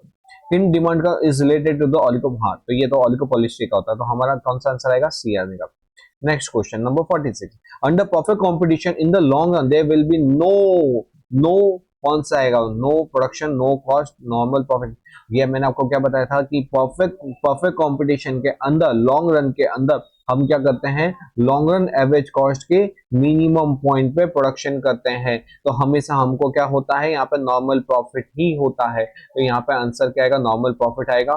फिर प्रोडक्शन भी करते हैं और हमारी कॉस्ट भी आती है, क्या नहीं होता, तो हमको सुपर नॉर्मल प्रॉफिट नहीं होता, तो इसका आंसर आएगा B, super normal profit. Okay, when we know that the firm are earning just normal profit हम अर्न करें, मतलब क्या है, जो हम यहाँ पे जस्ट नॉर्मल प्रॉफिट अर्न करें, तो इसके अंदर आंसर क्या आएगा हमारा, एक तो नॉर्मल प्रॉफिट है तो क्या आएगा, ईआर आएगा। ईआर वाले कितने हैं यहाँ पे, अगर आप देखो ईआर वाले कितने हैं, ये वाला, ठीक है, ये हमारा ईआर है। और दूसरा क्या देखना है कि हम कितना उनसे रेवेन्यू चार्ज करें, जितना मेरा एडिशनल कॉस्ट हो रहा है, तो वो कौन सा आएगा, एडिशनल कॉस्ट हो रहा है, तो ईआर इक्वल टू आज जहां पे मेरा ईआर एंड एवरेज कॉस्ट, मेरा marginal revenue is equal to marginal cost, 47 का आंसर क्या आएगा, जहां पे क्या होगा, देखो सिंपल, चलिए सोचो, नहीं आ रहा, ओके, देखो ये परफेक्ट कंपटीशन है, हाँ जी, परफेक्ट कंपटीशन के अंदर क्या है, यही मेरा प्राइस है, यही मेरा एआर है, यही मेरा एमआर है, ठीक है। और जब मैं नॉर्मल प्रॉफिट बना रहा हूं, तो पहले तो मैं आपको बता दूं ये क्या हुआ, ये मार्जिनल कॉस्ट हुआ, हाँ। अब मार्जिनल कॉस्ट के बाद मेरा ये बनेगा एवरेज कॉस्ट, ठीक है। और इस पॉइंट पे ये मार्जिनल कॉस्ट तो मेरे को इक्विलिब्रियम बताता है, लेकिन मेरा प्रॉफिट कौन बताता है, average cost and average revenue, क्या बताता है, एवरेज कॉस्ट एवरेज रेवेन्यू। यहाँ पे जो एवरेज कॉस्ट भी 10 रुपए है और एवरेज रेवेन्यू भी 10 रुपए है, मतलब मेरा एआर भी 10 रुपए और मेरा एवरेज कॉस्ट भी 10 रुपए, मैं प्रॉफिट क्या हो गया, जीरो, मतलब मैं नॉर्मल प्रॉफिट अर्न कर रहा हूँ, हाँ जी। तो यहाँ पे क्या होगा, A C is equal to A R, क्या होगा, A C is equal to A R, ठीक है, ओके जी। Next question number 48, when dash we know that the firm under the perfect competition must be producing at the minimum point of average cost, so there will be productive efficiency. आ गया productive efficiency. Productive efficiency मैंने आपको क्या बताया था, productive efficiency ये production से related है, तो एक तो आएगा मार्जिनल कॉस्ट और दूसरा क्या आएगा आपका एडिशनल कॉस्ट, क्या आएगा MC is equal to AC। MC is equal to AC, तो आंसर आएगा B। Question number 48, productive efficiency बोला होगा ना बेटा, प्रोडक्टिव एफिशिएंसी तो आपको क्या लगाना है, marginal cost is equal to average cost. लेकिन वहीं पे प्रोडक्टिव इफिशियंसी के जगह अगर क्या पूछा गया होता है एलोकेटिव एफिशिएंसी, मतलब हम उतना ही उनसे कलेक्ट करते हैं जितना हमारा एडिशनल कॉस्ट आता है। मतलब वहां पे क्या होता है, marginal cost is equal to, marginal cost is equal to क्या होता है, उतना ही उनसे कलेक्ट करें, मतलब रेवेन्यू। ठीक है, एलोकेटिव एफिशिएंसी आ रहा है तो आपको ER पे सिलेक्ट करना है, और अगर प्रोडक्टिव एफिशिएंसी आ रहा है तो MC is equal to AC करना है। और बेटा अगर जीरो नॉर्मल प्रॉफिट आ रहा है तो जीरो नॉर्मल प्रॉफिट कब आता है, इसको आप नॉर्मल प्रॉफिट भी बोल सकते हैं। नॉर्मल प्रॉफिट का मतलब क्या होगा, यहाँ पे एवरेज कॉस्ट एंड मेरा एवरेज रेवेन्यू सेम आता है। ठीक है, इसको लॉजिकली मैंने आपको यहाँ पे समझा दिया, अब आपको इसमें प्रॉब्लम नहीं होनी चाहिए। यहाँ पे प्रोडक्टिव ये कॉस्ट से रिलेटेड होता है, इसलिए दोनों कॉस्ट कॉस्ट आता है। एलोकेटिव रेवेन्यू से रिलेटेड होता है, इसलिए marginal cost is equal to margin average revenue आता है। ठीक, नेक्स्ट, व्हेन डैश और एलोकेटिव एफिशिएंसी। एलोकेटिव एफिशिएंसी मैंने आपको ऊपर ही बता दिया, एलोकेटिव के अंदर क्या होगा, हमारा marginal cost is equal to AR, marginal cost is equal to AR। ठीक है, एक नंबर का क्वेश्चन फटाफट हो गया ना। Next 50, agriculture goods market depict the characteristics close to. देख बेटा जी, यहाँ पे एग्रीकल्चर वाला क्वेश्चन है। एग्रीकल्चर के अंदर हमने क्या बताया था, एग्रीकल्चर के अंदर बताया था मैंने आपको कि कौन से प्रकार का मार्केट है, परफेक्ट कॉम्पिटिटिव मार्केट है। कैसा मार्केट है, परफेक्ट कॉम्पिटिटिव मार्केट है। और लगता है टाइम डालना, 1 मिनट बेटा, 1 मिनट।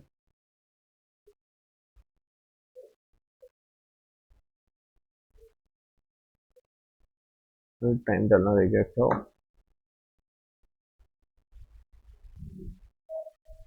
ओके। आते हैं हम नेक्स्ट क्वेश्चन के ऊपर। तो यह हमने एग्रीकल्चर किस प्रकार का मार्केट है, वो है perfect competitive. Next question, which of the following is not characteristics of competitive market. Competitive मतलब परफेक्ट कॉम्पिटिटिव मार्केट का कैरेक्टरिस्टिक्स नहीं है। There are many buyer and seller, तो ये तो सही है। The goods offer for sale are largely by the same, तो ये भी सही होता है क्योंकि वो क्या होता है, होमोजेनियस होता है। Form generate small but positive super normal profit in the long run. मैंने आपको बता दिया था कि लॉन्ग रन के अंदर क्या होता है, लॉन्ग रन के अंदर हमारा जो LSE होता है वो उसके मिनिमम पॉइंट पर प्रोडक्शन कर रहा होता है। वहीं पे क्या होता है, मतलब ये यही हमारा एवरेज कॉस्ट है और यही मेरा ER है। मतलब प्रॉफिट कैसा हो गया, प्रॉफिट हो गया नॉर्मल प्रॉफिट। तो लॉन्ग रन के अंदर क्या सुपर नॉर्मल प्रॉफिट होता है क्या, नहीं। और ये बोला नॉट कैरेक्टरिस्टिक, तो ये गलत है, मतलब ये वाला आंसर आएगा। तो फॉर्म कैन फ्री एंट्री, यहाँ पे तो मैंने बताया था फ्री एंट्री फ्री एग्जिट, ये भी सही है। तो आंसर क्या आएगा, C आंसर आएगा। 52, विच of the following market would most closely satisfy the requirement of perfect competitive market. Perfect competitive market का कौन सा कैरेक्टरिस्टिक्स होता है, चलो। विच of the following market is close, close मतलब कि क्या है, वैसे तो वो मार्केट नहीं है लेकिन क्लोज बोल सकते हैं आप। Electricity, cable television, Cola and milk. तो इसके अंदर देखोगे ना कि आपको परफेक्ट कॉम्पिटिटिव मतलब क्या आप समझना, परफेक्ट कॉम्पिटिटिव मतलब कि वहां पे क्या होता है, गुड्स एक ही प्रकार के होते हैं, वहां पे ज्यादा वैरायटी नहीं होती है। तो इसके अंदर इलेक्ट्रिसिटी के अंदर भी लोग बोलते हैं ये ज्यादा, इसके अंदर वोल्टेज का बोलेंगे कि आपको क्वालिटी बोलेंगे, या तो क्या बोलेंगे ये आंख से फायर नहीं होता, तो ये वाला तो नहीं हो सकता।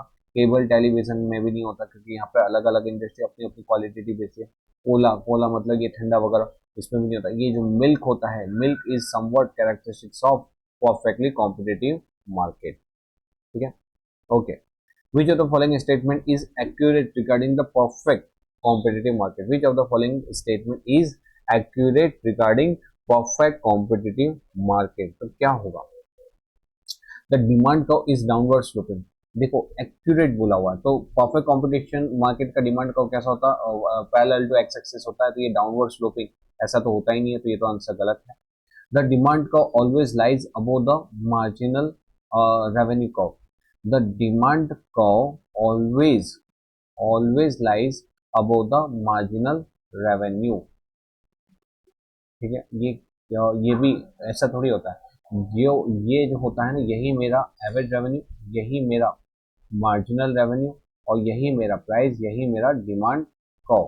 तो यहाँ पे क्या होगा, ये तो एक ही हो गया, इसने क्या बोला अबो, ऑलवेज लाइज अबो, अबो तो गलत है, तो ये भी आंसर गलत हुआ। Average revenue need not equal to price, average revenue need not equal to price.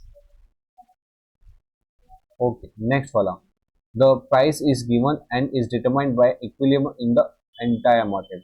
देखो अब यहाँ पे क्या बोल रहा है, average revenue need not equal to price. ये देखो ये एवरेज रेवेन्यू क्या होता है, प्राइस होता है, तो ये आंसर भी हमारा गलत है। तो आंसर क्या आएगा 53 में डी, क्योंकि यहाँ पे क्या होता है, एक इंडस्ट्री होती है ना, इंडस्ट्री वो क्या करती है, बेस्ड ऑन डिमांड सप्लाई के बेस पे प्राइस डिसाइड करती है, और उस प्राइस के बेस पे क्या होता है, जो इंडिविजुअल फॉर्म्स होते हैं, फॉर्म इंडिविजुअल फॉर्म्स होती है, वो क्या करती है, उसी प्राइस पे बिजनेस को सेल आउट करती है। मतलब 5 रुपए की प्राइस डिसाइड हुई, 5 पे ही ये पूरा गुड्स बेचा जाता है। तो यहाँ पे price is given and determine क्या कौन करता है, एंटायर मार्केट। तो ये रहा, तो आंसर विच इज एक्यूरेट बोला हुआ है, तो आंसर आएगा 53। ठीक है, आंसर आएगा डी। ओके बेटा जी, यस, ठीक है। The market of for hand tools, ठीक है, such as hammer and screw driver is dominated by Draper, Stanley and Craftsman. देखो कितने हैं, तीन है, ड्रेपर है, स्टैनली है, क्राफ्टमैन। कितने कितने बंदे हुए, तीन। मैंने आपको बताया था ना कौन सा प्रकार का मार्केट होगा। देखो मोनोपोलिस्टिकली कॉम्पिटिटिव मतलब क्या होता है, मोनोपोलिस्टिक में लार्ज सेलर, तो लार्ज सेलर तो है ही नहीं, तो ये गलत। मोनोपोली में एक ही सेलर होता है, ये भी गलत। परफेक्ट कंपटीशन में भी लार्ज सेलर होता है, तो ये भी गलत। तो यहाँ पे क्या है, ये वाला। क्यों, क्योंकि इसके अंदर कितने होते हैं, सेलर होता है 2 से अप टू 10 तक, तो यहाँ पे 2 से 10 तक, तो आंसर आएगा C. Okay, 55, the market structure in which many firm sell product, वो हो many firm sell that are similar but not identical. बेटा जी क्या होता है, मैं आपको बता दूं कि यहाँ पे मोनोपोली में तो एक सेलर होता है, तो मोनोपोली तो आ ही नहीं सकता। ओलिगोपोली के अंदर दो दो से लेके कितने सेलर होते हैं, 10 होते हैं। यहाँ पे कितने सेलर, मैनी सेलर है, तो ये भी नहीं हो सकता। तो बच्चे कितना, perfect competition and monopoly. Perfect competition के अंदर क्या होता है, गुड्स क्या होते हैं, same, identical, homogeneous, same to same होते हैं। तो ये क्या है, ये भी गलत, क्योंकि यहाँ पे प्रोडक्ट सिमिलर तो है बट नॉट आइडेंटिकल। तो आंसर क्या आएगा, ये आएगा। ओके जी, next 56, when the oligopolist individual chooses its level of production to maximize its profit, it change a price that is। अब क्या बोल रहा है, देखो when the oligopolist individual chooses its level of production to maximize the profit, it charge a price that is more than the price charged by either by the monopoly or competitive firm, less than the price charged by either monopoly or competitive market, more than the price charged by the monopoly and less than the price charged by the competitive firm, less than the price charged by the monopoly and more than the price charged by the competitive firm। चलो बताओ कौन सा आएगा इसके अंदर answer.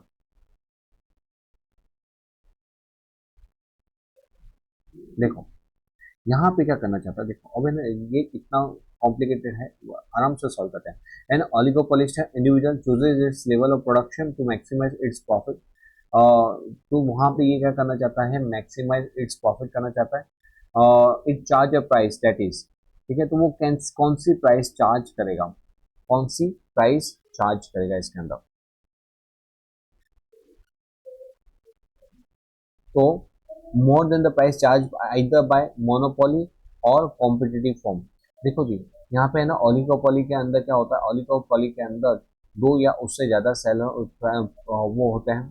तो वो क्या करेगा, वो जो मोनोपोली वाला है, मोर than the price charge by the monopoly और कॉम्पिटिटिव मार्केट के अंदर तो प्राइस ऑलरेडी क्या होता है, एकदम कम होता है। मोनोपोली वाला क्या करता है, मोनोपोली वाला अपनी प्राइस के अंदर क्या करता है, मोर देन, यहाँ पे वो अपनी मोनोपोली अपनी टिकाई रखने के लिए, अपने मार्केट के अंदर अपनी पावर को टिकाई रखने के लिए वो क्या करता है, प्राइस को ज्यादा रखता है। मोनोपोली वाला क्या करता है, प्रॉफिट करके वो अकेला है, इसलिए वो हमेशा क्या चार्ज करता है, प्राइस ज्यादा चार्ज करता है। तो अगर ओलिगोपोली वाले को अगर मोनोपोली से टक्कर लेने, तो उसको क्या करना पड़ेगा, ये ज्यादा चार्ज करता है, उससे तो कम ही चार्ज करना पड़ेगा। ये आंसर गलत है। Than less than the price charge either bye monopoly and competitive. भाई कॉम्पिटिटिव वाला तो जो उसका कॉस्ट होता है ना, कॉस्ट उसका, यहाँ पे देखो उसका जो कॉस्ट होता है, देखो यहाँ पे क्या होता है, जनरली कॉम्पिटिटिव जो फॉर्म होती है ना, कॉम्पिटिटिव फॉर्म, उसका जो कॉस्ट होता है वो हमेशा कौन से लेवल पर प्रोडक्शन करता है, जैसे लॉन्ग रन के अंदर आपने एकदम लो मिनिमम पॉइंट पे प्रोडक्शन करता है, मिनिमम पॉइंट पे प्रोडक्शन करता है तो उससे तो प्राइस आप कम कर ही नहीं सकते, वरना कहाँ पे चले जाओगे, लॉस पे चले जाओगे। तो less than either bye monopoly और कॉम्पिटिटिव, आइदर वाले से तो कर ही नहीं सकते, ये तो गलत है। मोर than the price charge by the monopoly, अरे मोनोपोली जिसकी चल रही उससे आप ज्यादा प्राइस चार्ज करोगे तो फिर कैसे चलेगा, तो यहाँ पर ये आंसर गलत है। और लास्ट है less than the price charge by the monopoly, तो ये वाला आंसर इसका सही है, जहां पे वो क्या प्राइस चार्ज करेगा, less than the price charge by the monopoly. हाँ, लेकिन जो कॉम्पिटिटिव मार्केट है उससे हम ज्यादा प्राइस चार्ज करेंगे। ओके जी, यहाँ पे आएगा answer B. 57 in the long run और कॉम्पिटिटिव फर्म ऑपरेट एट, ये तो सिंपल है, लॉन्ग रन के अंदर क्या होता है, ये हमेशा LAC, यहाँ पे कौन सा पॉइंट पे आता है, इसका minimum point of minimum cost होती है, ठीक है। तो यहाँ पे the interaction of marginal cost and marginal revenue, their efficiency scale, zero economic profit and all of these are correct। तो देखो क्या यहाँ पे जीरो इकोनॉमिक प्रॉफिट हो रहा है, हाँ जी, तो ये हो गया। क्या यहाँ पे ऑप्टिमम यूटिलाइजेशन हो रहा है, हाँ जी। क्या यहाँ पे interaction of marginal cost and marginal revenue, यहाँ पे क्या होता है, ये मेरा मार्जिनल कॉस्ट और यहाँ पे क्या होता है, ये मेरा मार्जिनल रेवेन्यू, तो यहाँ पे इंटरेक्शन हो रहा है, हाँ जी। तो ये तीनों की कंडीशन सही है, तो कहाँ पे आएगा आंसर, डी आएगा, ठीक है। Which of the following is not characteristics of monopolistic competitive market, यहाँ पे हमको किसके ऊपर फोकस करना है, मोनोपोलिस्टिकली कॉम्पिटिटिव मार्केट का कैरेक्टरिस्टिक्स नहीं है, ठीक है। तो मोनोपोलिस्टिक के अंदर क्या होता है, फ्री एंट्री फ्री एग्जिट, हाँ जी, ये तो हमने देखा था, मोनोपोलिस्टिक के अंदर क्या होता है, लार्ज नंबर ऑफ सेलर और यहाँ पे फ्री एंट्री फ्री एग्जिट हो सकता है, तो ये उसका कैरेक्टर, ये तो गलत है। फिर मैनी सेलर्स, यहाँ पे बहुत सारे सेलर्स है, अरे हाँ, ये तो आंसर नॉट कैरेक्टरिस्टिक्स, ये आंसर भी सही है, मतलब कि ये भी कैरेक्टरिस्टिक्स होता है, उसके बहुत सारे सेलर्स होते हैं, तो ये भी आंसर नहीं आएगा क्योंकि यहाँ नॉट अ कैरेक्टर का। डिफरेंशिएटेड, यहाँ पे क्या होता है, लो प्रोडक्ट डिफरेंशिएटेड होता है, हाँ जी, प्रोडक्ट डिफरेंशिएटेड होता है, तो ये भी गलत है।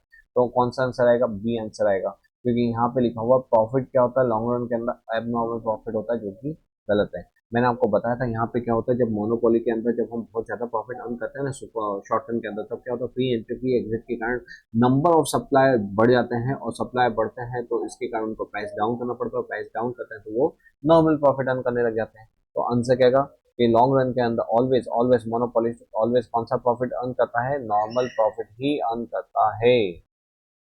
ओके जी, in a very short period of market, ठीक है। अब ये कौन सा आ रहा है, शॉर्ट पीरियड मार्केट, तो शॉर्ट पीरियड मार्केट के अंदर हमारा क्या होता है, the supply is fix, the demand is fix, the demand and supply are fix and none of the above, कौन सा आएगा बताओ। यहाँ पे क्या होता है बेटा जी, शॉर्ट, ये हमारे यूनिट नंबर 1 के अंदर हमने पढ़ा था कि जहाँ शॉर्ट पीरियड ऑफ मार्केट होता है यूनिट 1, वहां पे क्या होता है, हम हमारे सप्लाई को जल्दी से बढ़ा नहीं सकते, द सप्लाई क्या होता है, इज फिक्स्ड, ठीक है जी। नेक्स्ट आ रहा है 16, the element was conceived bye, sorry time element, time element किसने कंसीव किया था, तो यहाँ पे Adam Smith, Alfred Marshall, Pigou and Lionel Robinson, तो ये इसके ऊपर नए टाइम एलिमेंट पे कौन किसने कंसेप्ट दिया था, अल्फ्रेड मार्शल ने दिया था, अल्फ्रेड मार्शल, ठीक है। टोटल रेवेन्यू, ये तो एकदम इजी बच्चे जैसा क्वेश्चन, टोटल रेवेन्यू क्या होता है, प्राइस मल्टीप्लाई बाय क्यू, जब हम प्राइस मल्टीप्लाई बाय क्यू करते हैं तो हमको मिलता है टोटल रेवेन्यू, तो आंसर आएगा year. 62, the average revenue is the revenue earn, अब देखो एवरेज रेवेन्यू का मतलब क्या होता है, एवरेज रेवेन्यू का फॉर्मूला क्या होता है, एवरेज रेवेन्यू का फॉर्मूला होता है A R equal to total total revenue divide by quantity, ठीक है।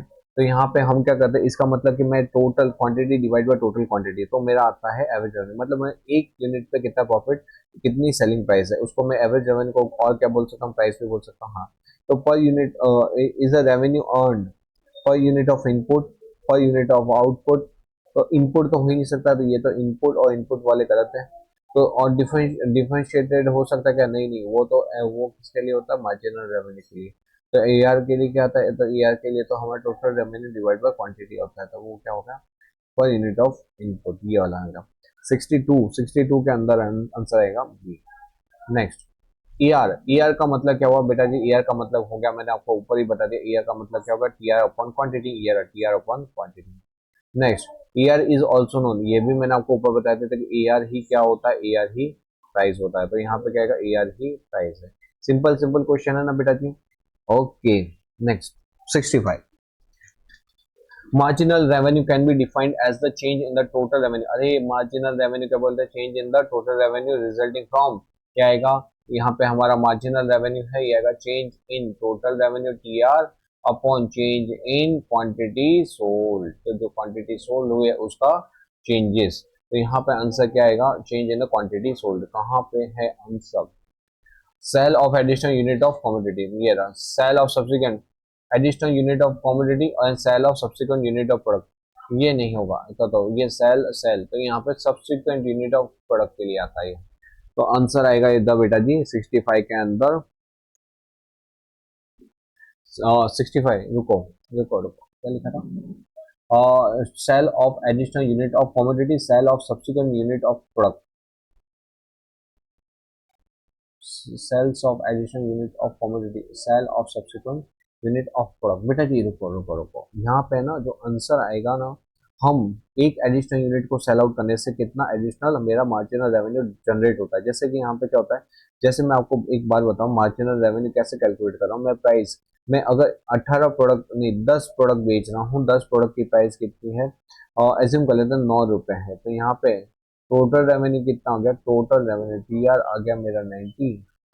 अगर सपोज कि मैं को अगर 11 यूनिट बेचनी उसके लिए 10 रुपए की प्राइस चार्ज करूँ, प्राइस को कम करना पड़ेगा ना, प्राइस को कम करना पड़ेगा, तो यहाँ पे प्राइस को कम कर दिया मैंने 88, तो यहाँ पे क्या होगा 88 हुआ, यहाँ पे ये कितना आएगा, एम आर आएगा 88, क्या आएगा 88, सॉरी 88 का 2, 88 माइनस 90 तो वो आया 2, और 11 और क्वांटिटी में डिफरेंस कितना है 8 माइनस 1 9 मतलब 1, तो ये क्या आ गया, ये मेरा आ गया, ये क्या आ गया बेटा जी मार्जिनल रेवेन्यू हो गया। तो ये मार्जिनल रेवेन्यू बेसिकली मींस क्या होता है, जब हम एक एडिशनल यूनिट को सेल आउट करते हैं तो कितना हमारा एडिशनल प्रॉफिट होता है, तो यहाँ पे सब्सिक्वेंट यूनिट नहीं आता, एडिशनल यूनिट ऑफ कमोडिटी आता है, क्या आएगा एडिशनल यूनिट। ये बस ये कुछ कुछ कुछ ऐसे होते हैं जो एक बार तो लगता है कि ये सही है, लेकिन रुको हमको थोड़ा सा हमारा क्या करना पड़ेगा, विजडम ऑफ माइंड का यूज करना पड़ेगा कि यहाँ पे एडिशनल यूनिट ऑफ कमोडिटी आएगा। नेक्स्ट अब है ना ये वाला, where E is greater than 1। अब बेटा जी ई इज ग्रेटर देन 1 होता है, तो इसके अंदर मालूम है मैंने आपको वो क्वेश्चन बताया था जहाँ पे क्या होता है ई इज ग्रेटर देन 1 होता है, तब क्या होता है, देखो इसको मैं आपको ले चलता हूँ और हमारे यूनिट नंबर 2 पे, देखो क्वेश्चन नंबर 66 चैप्टर नंबर 4.2, 4.2 नहीं चैप्टर नंबर 4.1।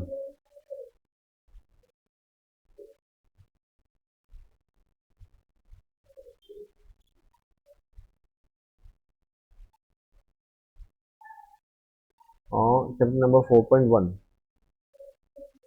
ये रहा, चैप्टर नंबर 4.1 के अंदर हमने ना यहाँ पे एक इलास्टिसिटी का कंसेप्ट पढ़ा था, जो हम मैं आपको है ना चाहता हूँ कि आप प्रैक्टिकली उस चीज को समझें और उसको अप्लाई करें ताकि वो आपको याद रहे। देखो ये रहा,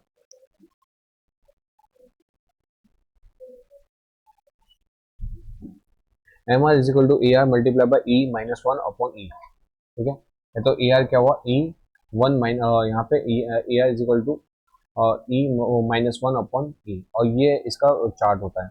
एक काम करते हैं फॉर सेफर साइड, मैं आपको ये चार्ट यहाँ पे वहीं पे रख देता हूँ, आप चाहो तो इसको कॉपी कर सकते हो अपनी बुक्स के अंदर।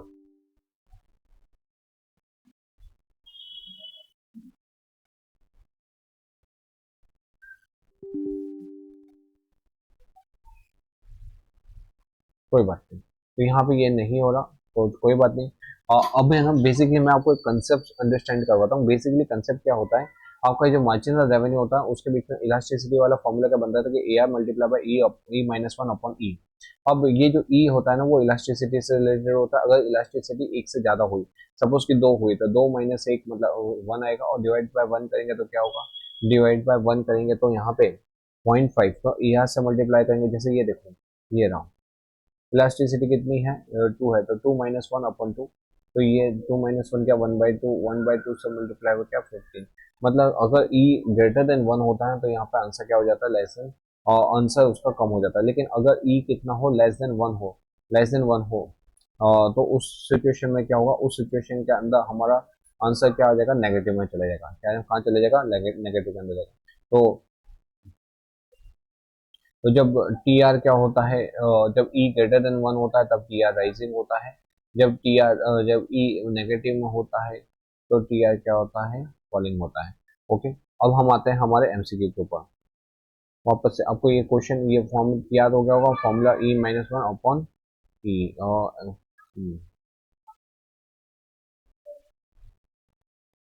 ओके, और यहाँ पे फॉर्मूला क्या लगेगा, हमारा फॉर्मूला लगेगा, क्या निकालना है, M R is equal to, यहाँ पे फॉर्मूला क्या लगेगा, average revenue multiply by E minus one upon E. क्या है, ग्रेटर देन वन। हम यहाँ पे कोई फिगर ले लेते हैं, यहाँ पे 3 ले लेते हैं, तो यहाँ पे भी एक फिगर ले लेते हैं, ये आएगा, ले लेते हैं 10। तो ये 10 multiply by 3 minus one upon 2। 3 में से क्या, दो दो, 2 डिवाइड बाई 2 करेंगे, एक आएगा, मल्टीप्लाई बाय 10 करेंगे तो यहाँ आएगा 10। ठीक है, तो सॉरी, ये 3 है ना, हाँ। तो यहाँ पे क्या आएगा, यहाँ पे आंसर आएगा 10 मल्टीप्लाई बाय 2 अपॉन में 3। ये इसको डिवाइड किया 0.67, तो इसे मल्टीप्लाई करेंगे इसका तो 6.7, मतलब आंसर क्या आया, पॉजिटिव आया। क्या आया, पॉजिटिव। आंसर क्या आएगा बेटा जी, सी। ठीक है, तो यहाँ पे जब भी ई इज ग्रेटर देन वन होता है तो आंसर ऑलवेज पॉजिटिव आता है। ई अगर वन आएगा तो, ई वन आएगा तो यहाँ पे देखो ना, यहाँ पे 10 multiply by 1 minus one upon में 1, ये 110 डिवाइड बाय 1, ये इसका कोई मतलब नहीं है, तो आंसर आएगा वही प्राइस है जो आगे, मतलब यहाँ पे कांस्टेंट क्या है, 1 - 1, अरे 1 - 1 जीरो। अगर क्या होता है, ई अगर 1 रहता है तो आंसर क्या आएगा, 67 के अंदर आंसर आएगा जीरो। लास्ट है, ई ग्रेटर लेस देन वन है, तो हमको क्या करना है, ये 10 लेस देन वन है, सपोज 0.4 माइनस वन अपॉन में माइनस, सॉरी माइनस नहीं, अपॉन में 0.4। अब इसके अंदर आप देखोगे ना, तो यहाँ पे 0.4, ये 1 है, तो आंसर क्या होगा, 10 मल्टीप्लाई बाय 1 - 4 करेंगे तो यहाँ पे -0.6 आया, 0.6 आया, और ये 0.4 आया। अब इसका आंसर हम निकालते नहीं है, क्यों, क्योंकि इसके अंदर एक चीज तो क्लियर है कि यहाँ पे आंसर माइनस में है, तो आंसर क्या आएगा, नेगेटिव ही आने वाला है, तो आंसर क्या आएगा, नेगेटिव। ठीक है, ये 68 हमारा खत्म हुआ। ओके जी, ओके ओके ओके। हम्म, अब आते हैं in economics the term market refer to. अब ये मार्केट का मतलब क्या होता है, मार्केट मतलब ऐसा प्लेस जहाँ पे बायर और सेलर आते हैं, जहाँ पे गुड्स और सर्विसेज का सेल परचेस होता है, उस प्रकार की चीज को क्या बोलते हैं हम, वहां उसको बोलते हैं मार्केट। तो price where the buyer and seller bargain for a product और सर्विसेज फॉर अ प्राइस। तो बस यहाँ पे डज नॉट बार्गेन, ऐसा थोड़ी होता, मार्केट में बार्गेनिंग तो होती है, डज नॉट बार्गेन ये दोनों ही गलत है, और नन ऑफ द ये भी गलत है, तो कौन सा आएगा, ये वाला है। Next, under perfect competition of firm is, under competition of firm is, price maker होती है क्या, नहीं, प्राइस टेकर होती है, तो ये तो गलत है। Price taker and not price maker, ये वाली सही है, नॉट ये तो गलत ही है, और ना ये भी गलत है, तो कौन सा आएगा, प्राइस टेकर होती है। ठीक है, 71 के अंदर बेटा जी क्या बोला हुआ है, मोनोपोलिस्ट, मोनोपोलिस्ट। ठीक है, मोनोपोली वाला, मोनोपोलिस्ट क्या होता है, प्राइस मेकर होता है, हाँ जी, प्राइस टेकर गलत है, प्राइस एडजस्ट गलत है, नॉन ऑफ द गलत। कौन सा आएगा, 71 के अंदर ये आएगा कि मोनोपोली क्या होता है, प्राइस मेकर होता है। और price discrimination is one of the feature, price discrimination कहाँ हमने देखा वो देखा मोनोपोली वाले के अंदर, तो ये आएगा मोनोपोली। ठीक है, under the monopoly the degree of control over the price is. अब क्या है, degree of control over the price is, degree of control over the price is none, serious, very, sorry, none, some. तो monopoly के अंदर क्या होता है, हमारे पास जो जो सेलर होता है, सेलर उसके पास मार्केट पावर बहुत ज्यादा होता है, तो वो डिसाइड करता है कि कितने प्राइस पे बेचूं, मतलब यहाँ पे क्या होता है, वेरी कंसिडरेबल होता है, क्या होता है, वेरी कंसिडरेबल होता है। ठीक है, वहीं पे अगर यहाँ पे परफेक्ट कंपटीशन की बात की तो होती, तो वहाँ पे नल ही आता, क्योंकि उनके पास कोई पावर ही नहीं होता, क्योंकि वो they are the price taker. Okay, 74, generally perishable goods like this वो किस प्रकार का मार्केट होता है, पेरिशेबल है, तो पेरिशेबल के अंदर हमें यूनिट नंबर 1 याद करना, वो कौन सा मार्केट बोला था, लोकल मार्केट होता है, क्योंकि ये सब पेरिशेबल नेचर की है, तो वो क्या होता है, जल्दी बिगड़ जाती है, इसलिए कहाँ बिकती है, लोकल मार्केट में ही बिकती है। ओके जी, अब आगे हैं हम नेक्स्ट क्वेश्चन का, क्वेश्चन नंबर 75। तो क्वेश्चन नंबर 75, हमारा क्वेश्चन नंबर 75 में क्या बोला हुआ, eight the price of P1। देखो जी, at the price of P1 the firm would produce. अब है ना P1 पे कितना वो प्रोड्यूस करेगी, वो देखते हैं। तो यहाँ पे बेसिकली बेटा क्या है, देखो P1 ये हमारी प्राइस है। इस प्राइस पे अगर आप देखोगे ना तो आपकी एवरेज वेरिएबल कॉस्ट क्या है, ऊपर है। मतलब आपकी एवरेज वेरिएबल कॉस्ट, इसको मैं एक बार रफ करके दिखाता हूँ। ये प्राइस है, प्राइस पे आपका ये प्राइस है, एज्यूम करते हैं कि ये प्राइस आपका क्या है, 12 है। ठीक है, ये प्राइस मतलब ये किसकी प्राइस है, ये है average variable cost. Average variable cost आपके 12 है, जबकि आपकी जो सेलिंग प्राइस है P1, P1 है ये आपकी सेलिंग प्राइस, अलग अलग प्राइस है, प्राइस P1। तो सेलिंग प्राइस में एज्यूम करो 10 है, तो आपकी प्राइस है 10, और आपकी प्राइस है, सेलिंग प्राइस है 10, और वेरिएबल कॉस्ट कितना है, 12।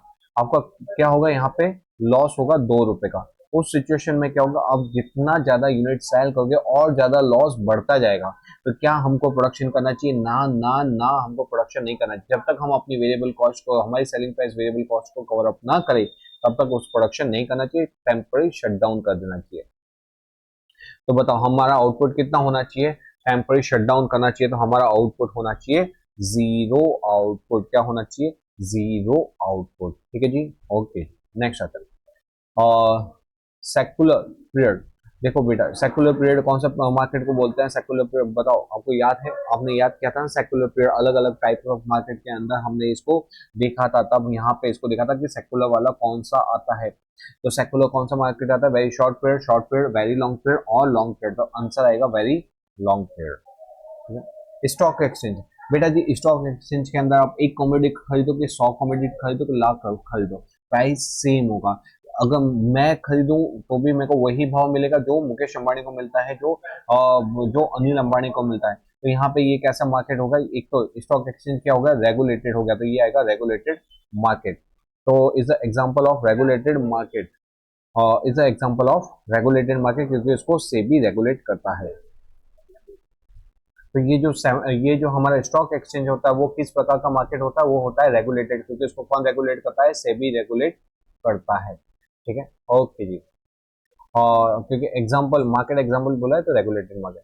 The market for unlimited consumer, क्या बोला हुआ है, the market for sorry unlimited नहीं, अल्टीमेट कंज्यूमर। मतलब क्या होता है यहाँ पे, कंज्यूमर मतलब हु कंज्यूम द गुड्स, वो फर्दर रीसेल के लिए नहीं कर रहा। तो जो अल्टीमेट कंज्यूमर के लिए जो मार्केट होता है उसका कौन सा प्रकार का मार्केट बोलता है, होलसेल मार्केट नहीं, वहां पे तो चीजों को होलसेल पे बेचते फिर वो फर्दर प्रोडक्ट फर्दर सेल करता है रिटेल के अंदर।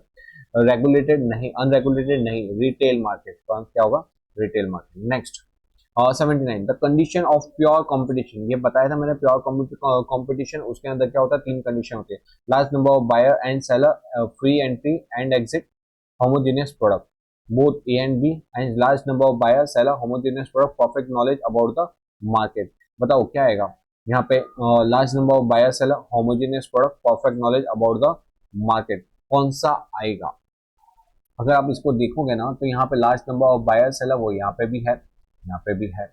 फिर उसके बाद free entry and free exit, free entry free exit इसमें नहीं है, उसकी जगह होमोजेनियस प्रोडक्ट, होमोजेनियस इधर भी है इधर भी है, इधर परफेक्ट नॉलेज एक एक्स्ट्रा पॉइंट है और इधर फ्री एंट्री फ्री एग्जिट है। बताओ प्योर कंपटीशन जो टोटल कैरेक्टरिस्टिक्स है ना उसके अंदर, परफेक्ट कंपटीशन के अंदर जो कैरेक्टरिस्टिक्स है उसमें क्या था बेटा जी, क्या था, ये वाला जो था, ये दोनों सही है। आंसर आएगा सी, ए एंड बी। ठीक है, ओके। प्योर ऑलिगोपोली, अरे बेटा pure oligopoly is based on, pure के अंदर क्या होता है, जहां पे प्योर ऑलिगोपोली भी बोलता है, जिसको परफेक्ट ऑलिगोपोली भी बोलता है, क्या बोलता है, परफेक्ट ऑलिगोपोली, जहां पे प्रोडक्ट क्या होते हैं, होमोजीनियस होते हैं। जैसे स्टील इंडस्ट्री, ये ऐसे गुड्स होते हैं जिसको इंडस्ट्री फर्दर यूज के लिए भेजती है, ये एज अ रॉ मटेरियल होता है, जैसे स्टील का प्रोडक्शन हुआ वो फर्दर प्रोडक्शन के लिए भेजा जाता है। तो यहाँ पे क्या आता है, होमोजीनियस आता है। ठीक है, तो 80 में आंसर क्या आएगा बेटा, 80 में आंसर आएगा बी। यहाँ पे डिफरेंशिएटेड नहीं होती, अनरिलेटेड नहीं होती, क्योंकि वो डिफरेंशिएटेड ऑलिगोपोली होती है, अनरिलेटेड ये तो गलत है, नन ऑफ द अबव ये भी गलत है। Okay, in oligopoly when the industry is dominated by one large firm, मतलब एक लार्ज फर्म है और फिर क्या है which is consider as a leader of the group, that is called, क्या होगा यहाँ पे बेटा कि एक जो मेन है, क्या है, एक मेन है और बाकी क्या है उसके अंडर में आ रही है, तो यहाँ पे क्या होगा, ओके, वन लार्ज फॉर्म है तो उसको हम क्या बोलेंगे, उसको हम बोलेंगे फुल ऑलिगोपोली। कॉलिसिव, कॉलिसिव में तो क्या होता है, ग्रुप ऑफ पर्सन होता है, तो ये तो है ही नहीं। सिंडिकेटेड के अंदर क्या देखा था, सेल, कि सेल थ्रू सिंडिकेट, तो ये भी गलत है। फिर फुल ऑलिगोपोली, यहाँ पे फुल ऑलिगोपोली भी नहीं आता, यहाँ पे आएगा पार्शियल ऑलिगोपोली, मतलब क्या है, एक लार्ज है बाकी सब भी है लेकिन एक का होल्डिंग अच्छा है बाकी सबका होल्डिंग उससे थोड़ा थोड़ा कम है, तो ये कौन सा ऑलिगोपोली होगा बेटा जी, 81 के अंदर हमारा आएगा C, partial oligopoly. Next question, question number 82। Question number 82 क्या बोल रहा है बेटा, when the product are sold, मैंने आपको पहले ही बता दिया कि जब सोल्ड किसके थ्रू होता है, सेंट्रलाइज बॉडी के थ्रू, उस ऑलिगोपोली को क्या बोलते हैं, as for indicate, as for indicate, as for syndicate, as for sale, as for sale, as for syndicate, तो ऐसा ओलिगोपोली जहां पे सब कुछ सेंट्रलाइज बॉडी सेल करती है। पुष्पा,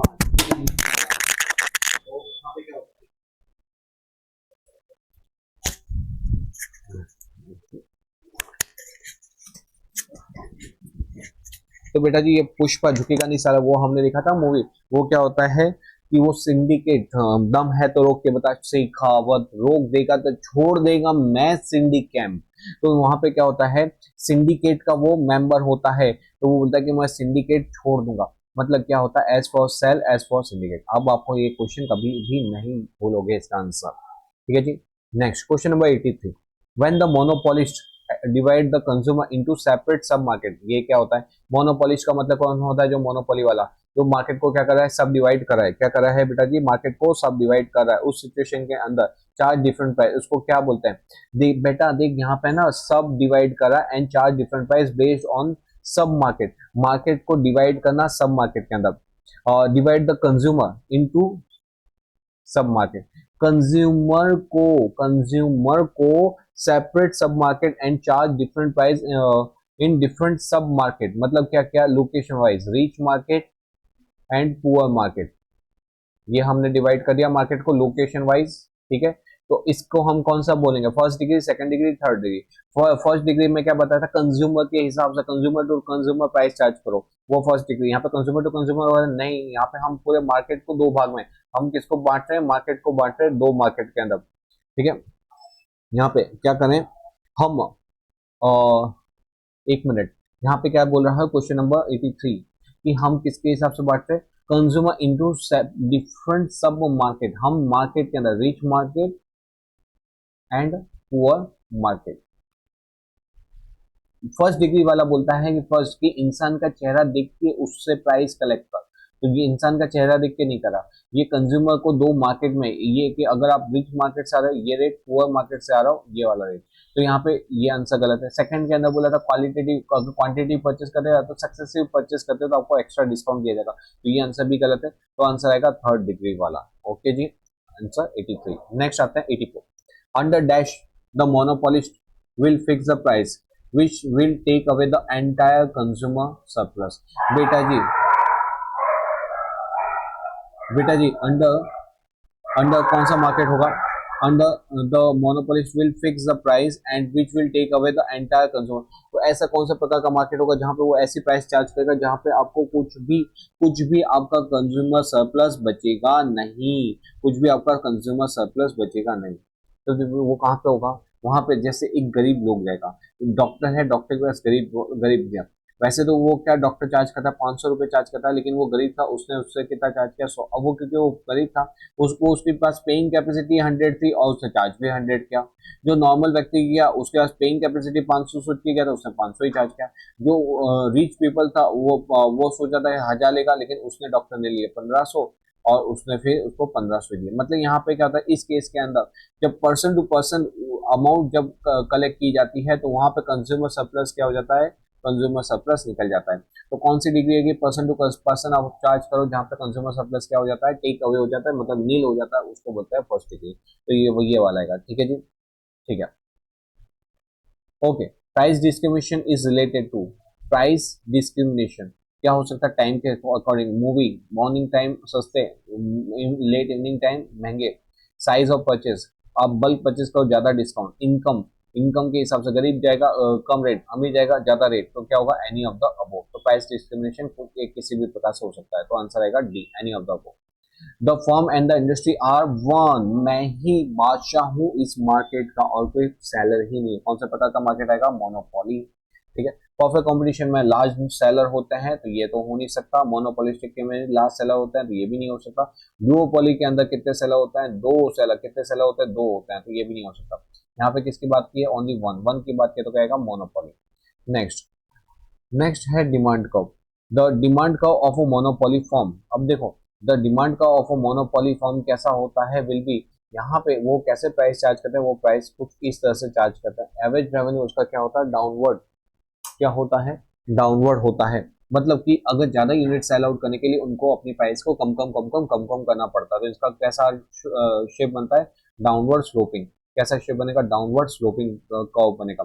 तो मोनोपोली फॉर्म का शेप कैसा होगा, डाउनवर्ड स्लोपिंग होगा। Okay, next, if the average cost is higher than the average revenue, example average cost है 15, एवरेज रेवेन्यू है आपकी प्राइस है 12, द फॉर्म इनका, अब ये बताओ एवरेज रेवेन्यू, एवरेज रेवेन्यू को हम और क्या बोलते हैं, सेलिंग प्राइस भी बोलते हैं, आपको उसको सेलिंग प्राइस बोलोगे, 12 रुपए की एवरेज कॉस्ट, आपकी कॉस्ट है 15 रुपए की, बताओ प्रॉफिट अर्न करोगे, लॉस अर्न करेगा, लॉस अर्न करे, कितने का लॉस अर्न करेगा, 3 का।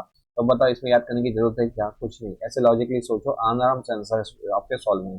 तो यहाँ पे क्या होगा, आप क्या कर रहे हो, लॉस कर रहे हो।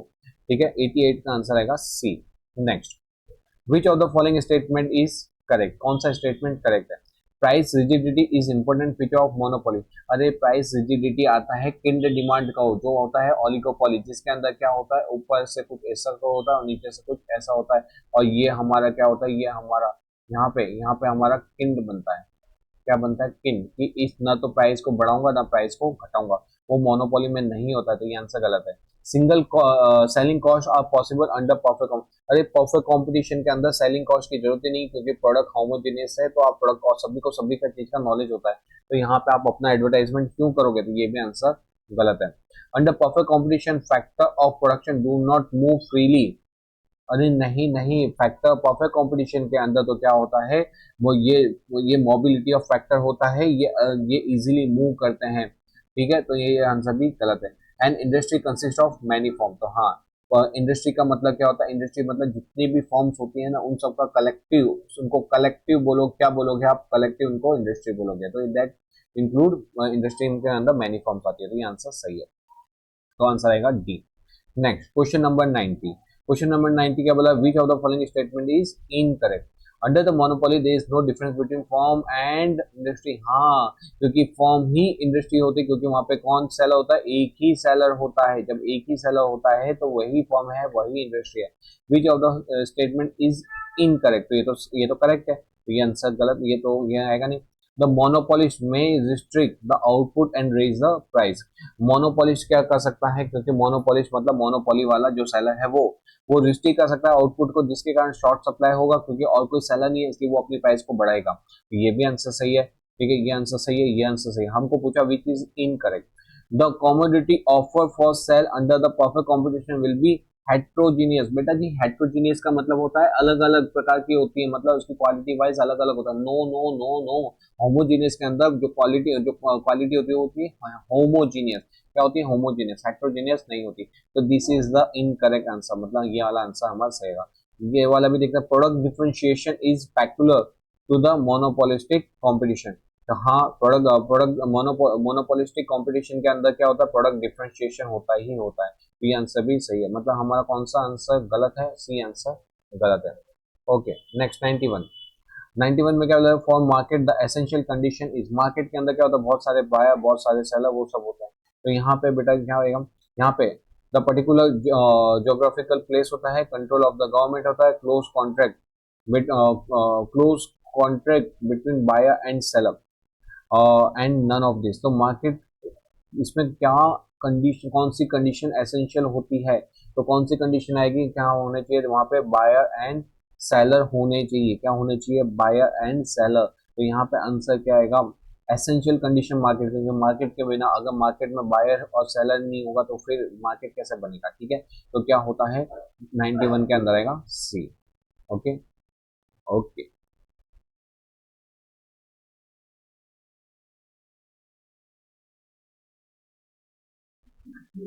ओके। तो आते हैं हमारे नेक्स्ट क्वेश्चन के ऊपर, क्वेश्चन नंबर 92।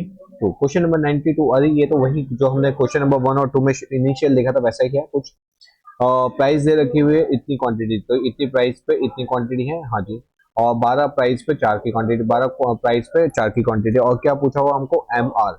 एम आर पूछा, तो सबसे पहले हम क्या निकालेंगे, टी आर निकालेंगे। टी आर निकालेंगे 10 फाइजा 50, 10 12 फोजा, और एक मिनट, 10 फाइजा 50 एंड 12 फोजा, कुछ गड़बड़ है, 12 फोजा 48,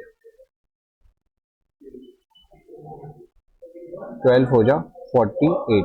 आंसर क्या आएगा यहाँ पे, 48 माइनस 50 आंसर आएगा हमारा 2। तो 92 आंसर क्या आएगा बेटा जी, 2 आएगा सी। ठीक है जी, ओके। नेक्स्ट आते हैं। नेक्स्ट क्या बोला, एवरेज रेवेन्यू। बेटा जी एवरेज रेवेन्यू का फॉर्मूला क्या होता है, तो एवरेज रेवेन्यू का फॉर्मूला होता है total revenue divide by quantity, quantity sold. वापस से मैं एक और चीज बता दूं, मैं ना आपको दूसरे कंसेप्ट भी बता देता हूँ साथ साथ। एक होता है एपी। एपी का मतलब क्या होता है, एवरेज प्रोडक्ट। एवरेज प्रोडक्ट के अंदर हम क्या करते हैं, एवरेज प्रोडक्ट के अंदर हम जो मेरा जो टोटल प्रोडक्ट होता है टीपी, उसको डिवाइड करते हैं जितना क्वांटिटी हमने, क्वांटिटी मतलब यहाँ पे क्या होता है, लेबर लेबर फैक्टर क्या होता है, वेरिएबल फैक्टर भी बोल सकते हैं, लेबर फैक्टर, या तो उसको हम क्या बोल सकते हैं, वेरिएबल फैक्टर। जो मेरा वेरिएबल फैक्टर होता है उसकी उससे हम उसको डिवाइड करते हैं, तो क्या आता है एपी। दूसरा एक और कंसेप्ट होता है एवरेज कॉस्ट। एवरेज कॉस्ट क्या आता है, तो एवरेज कॉस्ट आता है total cost divide by total cost divide by क्या करेंगे, क्योंकि ये कॉस्ट है तो यहाँ पे यूनिट प्रोड्यूस, तो यहाँ पे क्या आएगा, यूनिट प्रोड्यूस। ओके जी, यूनिट प्रोड्यूस आता है। तो ये हमारा एवरेज कॉस्ट है, ये एवरेज प्रोडक्ट है, और ये हमारा एवरेज रेवेन्यू। तो एवरेज रेवेन्यू का कंसेप्ट क्या है, एवरेज रेवेन्यू का कंसेप्ट है total revenue divide by quantity sold. तो देख बेटा जी एवरेज रेवेन्यू यहाँ पे क्या हुआ, चेंज इन द चेंज तो होता ही नहीं है, nothing but the price of one average revenue. तो जब आप इसको इससे डिवाइड करोगे तो यही क्या हो जाएगा, ये इक्वल टू हो जाएगा प्राइस, क्या हो जाएगा प्राइस। तो यहाँ पे क्या लिखा, nothing but the price of 1 unit of output. तो ये आएगा हमारा ये, तो आइदर ये होता है या तो ये होता। तो यहाँ पे डायरेक्टली दिया हुआ है कि प्राइस, तो हाँ जी ये प्राइस होता है। Change in the quantity divided, change तो होता ही नहीं, चेंज जब आता है जब चेंज आता है तो वो मार्जिनल रेवेन्यू होता है, तो ये गलत है। Graphical it denote the form supply curve, गलत, ये भी सप्लाई कर्व भी नहीं होता। तो answer B is correct. Okay जी, 94 example of a commodity said to have a international market. अब इंटरनेशनल मार्केट के अंदर वो कौन सा होता है, जहां पे हमने शुरू में पहला यूनिट हमने पढ़ा था ना, पहला यूनिट उसके अंदर पढ़ा था, उसमें क्या पढ़ा था, उसमें हमने ये पढ़ा था बेटा जी, उसमें ये पढ़ा था कि यहाँ पे क्या होता है इंटरनेशनल मार्केट के अंदर, इंटरनेशनल मार्केट के अंदर ऐसी गुड्स जो क्या हो छोटी हो लेकिन वैल्यू क्या हो हाई हो, जैसे डायमंड, क्या पेरिशेबल गुड्स हो, लोकल मार्केट होता है high value and small bulk, जिसकी वैल्यू सबसे हाई हो लेकिन वो उसकी क्वांटिटी क्या हो, स्मॉल हो। तो आंसर आएगा बी। तो product whose trading is restricted by government, ये तो कुछ गलत, पता नहीं क्या लिखा, और बल्कि अटकेगा, ये भी नहीं होते। तो हमारा आंसर क्या आएगा, आंसर आएगा बी। ठीक है, नेक्स्ट आता है weekly market. Weekly market is example of, बेटा जी यहाँ पे वीकली मार्केट क्या होता है, ये ऐसा प्रकार का मार्केट होता है जो कोई रेगुलेशन से नहीं चलता, जो स्पोर्ट मार्केट नहीं है, जो फॉरवर्ड मार्केट नहीं, ये कौन सा है, अनरेगुलेटेड। कौन सा मार्केट होता है, अनरेगुलेटेड मार्केट होता है वीकली मार्केट। यहाँ पे कोई रेगुलेशन नहीं होता, वो अपनी मर्जी से जो प्राइस उनको सही लगता है उस हिसाब से सेल आउट करते हैं। ये वीकली मार्केट जनरली क्या होता है, मतलब जो वीकली सैटरडे संडेज वाले जो मार्केट लगता है ना, उसको वीकली मार्केट बोलते हैं। Condition of equilibrium of a form, अरे यार कंडीशन हम इतने इतना आपने, मैंने 3 साढ़े 3 घंटे का मैंने एक डिटेल वीडियो बनाया है यूनिट नंबर 4 के ऊपर। बड़ा अगर पहले अगर आपको आता हो, नहीं भी आता, अगर आप उसको देखोगे तो बड़ा बड़े बड़े अच्छे से आप सारे कंसेप्ट क्लियर होंगे। तो यहाँ पे कंडीशन ऑफ क्या होता है, मार्जिनल, जहाँ पे मेरा marginal revenue equal to marginal cost होता है, तो ये होगा marginal revenue equal to marginal cost. अब क्या लिखा हुआ है, और देखो, रुको, ये तो सही है लेकिन दूसरे क्वेश्चन दूसरे कंसेप्ट भी देखो, marginal cost should cut MR from below, एक ये आ रहा है। फिर क्या आ रहा है, marginal revenue equal to MR and MC, MC should cut MR from below. यहाँ पे कौन बोला था, यहाँ पे सिर्फ वो सिर्फ बोला था मार्जिनल कॉस्ट कट बोल रहा था एमआर को, यहाँ पे बोल रहा ए बी बोल रहा है और बी भी बोल रहा है। ठीक है, तो ये हुआ सी। नेक्स्ट वाला बोला M I equal to M C and MC should have the positive slope. तो बेटा जी यहाँ पे मैंने एक कर्व बनाया हुआ जिसको मैं आपको समझाता हूँ। ये कर्व के अंदर क्या होता है, ये एक डिमांड कर्व होता है जो मेरा, जिसको मैं प्राइस बोलता हूँ, जिसको AR बोलता हूँ, जिसको MR बोलता हूँ, जिसको डिमांड कर्व भी बोलता है। इसको मेरा क्या करेगा, इसको मेरा MC कट करता है। MC दो जगह पे कट करता है, यहाँ पे और यहाँ पे। यहाँ पे अबो से कट कर रहा है और यहाँ से बिलो से कट कर रहा है। तो हमारा मेरा इक्विलिब्रियम पॉइंट वहां पे आता है जहाँ पे क्या होता है, जहाँ पे मैं फर्दर प्रोडक्शन नहीं करता, मतलब मेरा प्रॉफिट क्या आता है, मैक्सिमाइजेशन होता है। अगर मैं यहाँ पे रुक जाऊँ ना, अगर यहाँ पे फर्दर प्रोडक्शन करूंगा तो यहाँ पे ये रेवेन्यू है, ये कॉस्ट है, ये मेरा प्रॉफिट एरिया है। यहाँ इतना प्रोडक्शन करूंगा तो मेरे को और प्रॉफिट होगा, इतना प्रोडक्शन करूंगा और प्रॉफिट होगा, इतना प्रोडक्शन करूंगा और प्रॉफिट, मतलब मेरा मैक्सिमम प्रॉफिट किस स्टेज पे होगा, मैक्सिमम प्रॉफिट इस स्टेज पे होगा। तो मेरा इक्विलिब्रियम का आएगा यहाँ पे का। तो यहाँ पे MC कट करता है MR को बिलो से। तो MC should cut MR from below, तो ये आंसर सही है। और इस पॉइंट पे क्या होता है, MC इक्वल टू MR होता है, MC इक्वल टू MR होता है। तो MC equal to MR, MC equal to MR, marginal revenue equal to average revenue, जहाँ पे marginal revenue equal to MR AR होता है, and MC should cut MR from below. Okay, तो यहाँ पे बेटा जी ये मैंने गलत निशान लगाया हुआ है। ये दोनों की कंडीशन कहाँ फुलफिल हो रही है, ठीक है। यहाँ पे कौन सा फुलफिल हो रहा है, MR equal to MC, MR equal to MC, and MC should have a positive. बेटा जी ये जो होता है ना, ये इस स्लोप को क्या बोलते हैं, इस स्लोप को जब ये नीचे की तरफ आता है तो इसको बोलते हैं नेगेटिव स्लोप। क्या बोलते हैं, नेगेटिव स्लोप। और जब ये ऊपर की तरफ जा रहा होता है उसको क्या बोलते हैं, उसको हम बोलते हैं पॉजिटिव स्लोप। कौन सा स्लोप बोलते हैं, पॉजिटिव स्लोप। तो मुझे ये बताओ, जो MC है, MC उसको नीचे, इसको क्या बोलते हैं, या तो इसको बोलते हैं अपर से काटना और इसको बोलते हैं बिलो से काटना। तो कहाँ से काटना चाहिए इसको, डाउनवर्ड से, नीचे से ऊपर काटना चाहिए पहली चीज। क्या है, इसको नीचे से ऊपर काटना चाहिए, मतलब कौन सा स्लोप आएगा, पॉजिटिव स्लोप आएगा। और दूसरा वहां पे क्या होता है, MC इक्वल टू MR होता है। तो आंसर क्या आएगा, आंसर आएगा ये वाला, यहाँ पे MC इक्वल टू MR है और MC का क्या है, पॉजिटिव स्लोप है। पॉजिटिव स्लोप मतलब उसको नीचे से ऊपर की तरफ काट रही है। Okay, natural monopoly. Natural monopoly मैंने आपको बताया था, नेचुरल मोनोपोली का मतलब क्या होता है। नेचुरल मोनोपोली का मतलब होता है जहाँ पे हमने मोनोपोली क्रिएट की है, लेकिन उसने कुछ ऐसी चीज बेचता है, कुछ ऐसा उसका प्रोडक्ट है कि ऑटोमेटिकली उसका गुड सेल आउट होता है।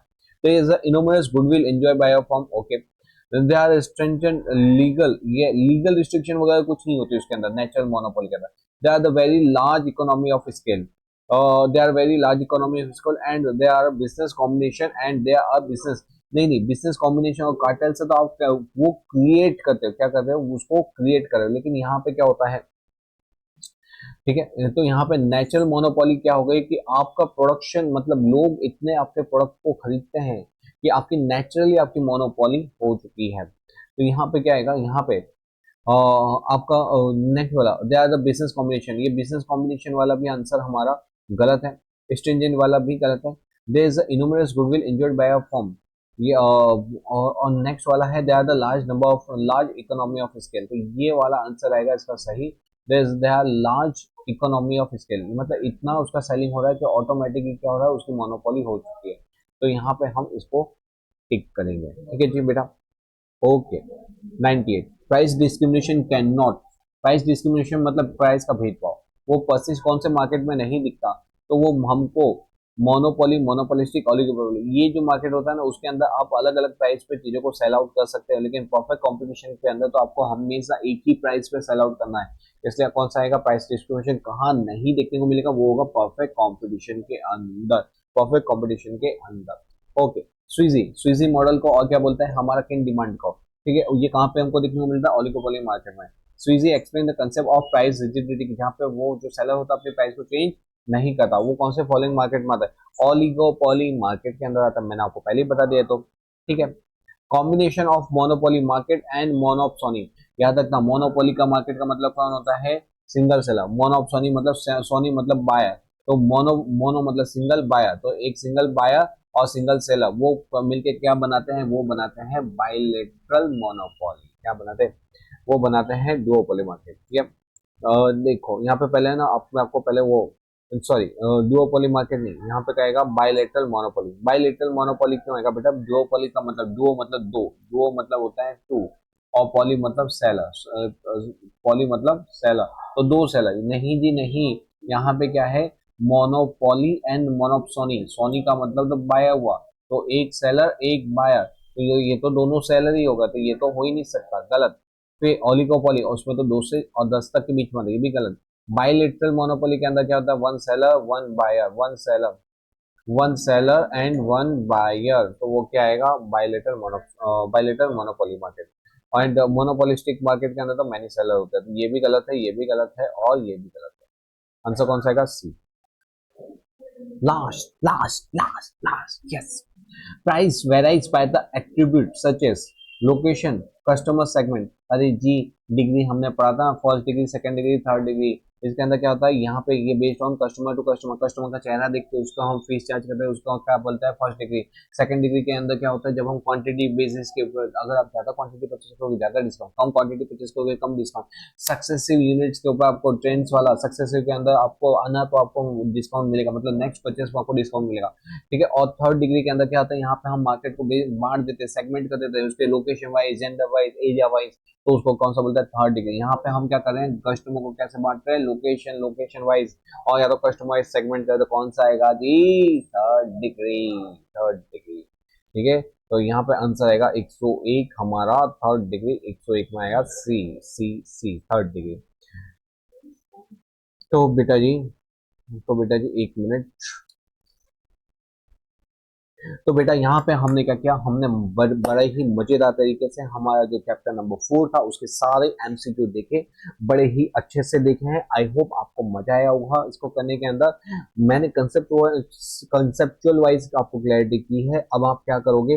अब आप इसको क्वेश्चन को वापस से अपने आप सॉल्व करोगे, और जहां पे अटकते हो उतना ही पोर्शन मेरा देखना, ताकि आप टाइम को बचा सको और उसको जल्दी से कर सको। और वापस मैं बोलूं, सारे क्वेश्चन जब आप हर बार रिपीटेशन के अंदर सारे क्वेश्चन मत देखना, आप क्वेश्चन में ए बी सी करना, ताकि क्या होंगे? जो आपके क्वेश्चन जो आपको इजी लगते हैं ना, इजी, उसके अंदर आप कैसा देना? उसको आप देना ए कैटेगरी। जो आपको सॉरी सी कैटेगरी, जो आपको थोड़ा लगता है कि हाँ ये थोड़ा डिफिकल्ट है, उसको कैसा देना? B category. और जिसको देखना ही देखना उसको देना ए कैटेगरी। ठीक है, ये आपको एग्जाम में मदद करेगा सारे एमसीक्यू को जल्दी से क्विक मैनर में रिवाइज करने में। ओके, और कभी भी आप जब एमसीक्यू करो तो कंसेप्ट पहले पूरा चैप्टर करना, उसके बाद ही एमसीक्यू पे जाना। और मैंने डिटेल वीडियो बना रखे हुए हैं, आप वो भी जाके चेकआउट कर सकते हैं, उसके बाद ही आप एमसीक्यू करना, तो आपको वो और ज़्यादा इजी लगने लगेगा। चलो, मैं मिलता हूँ आपको नेक्स्ट लेक्चर के अंदर। टिल देन मेहनत करते रहिए और आगे बढ़ते रहिए। मिलते हैं हम नेक्स्ट लेक्चर में। Till then bye bye.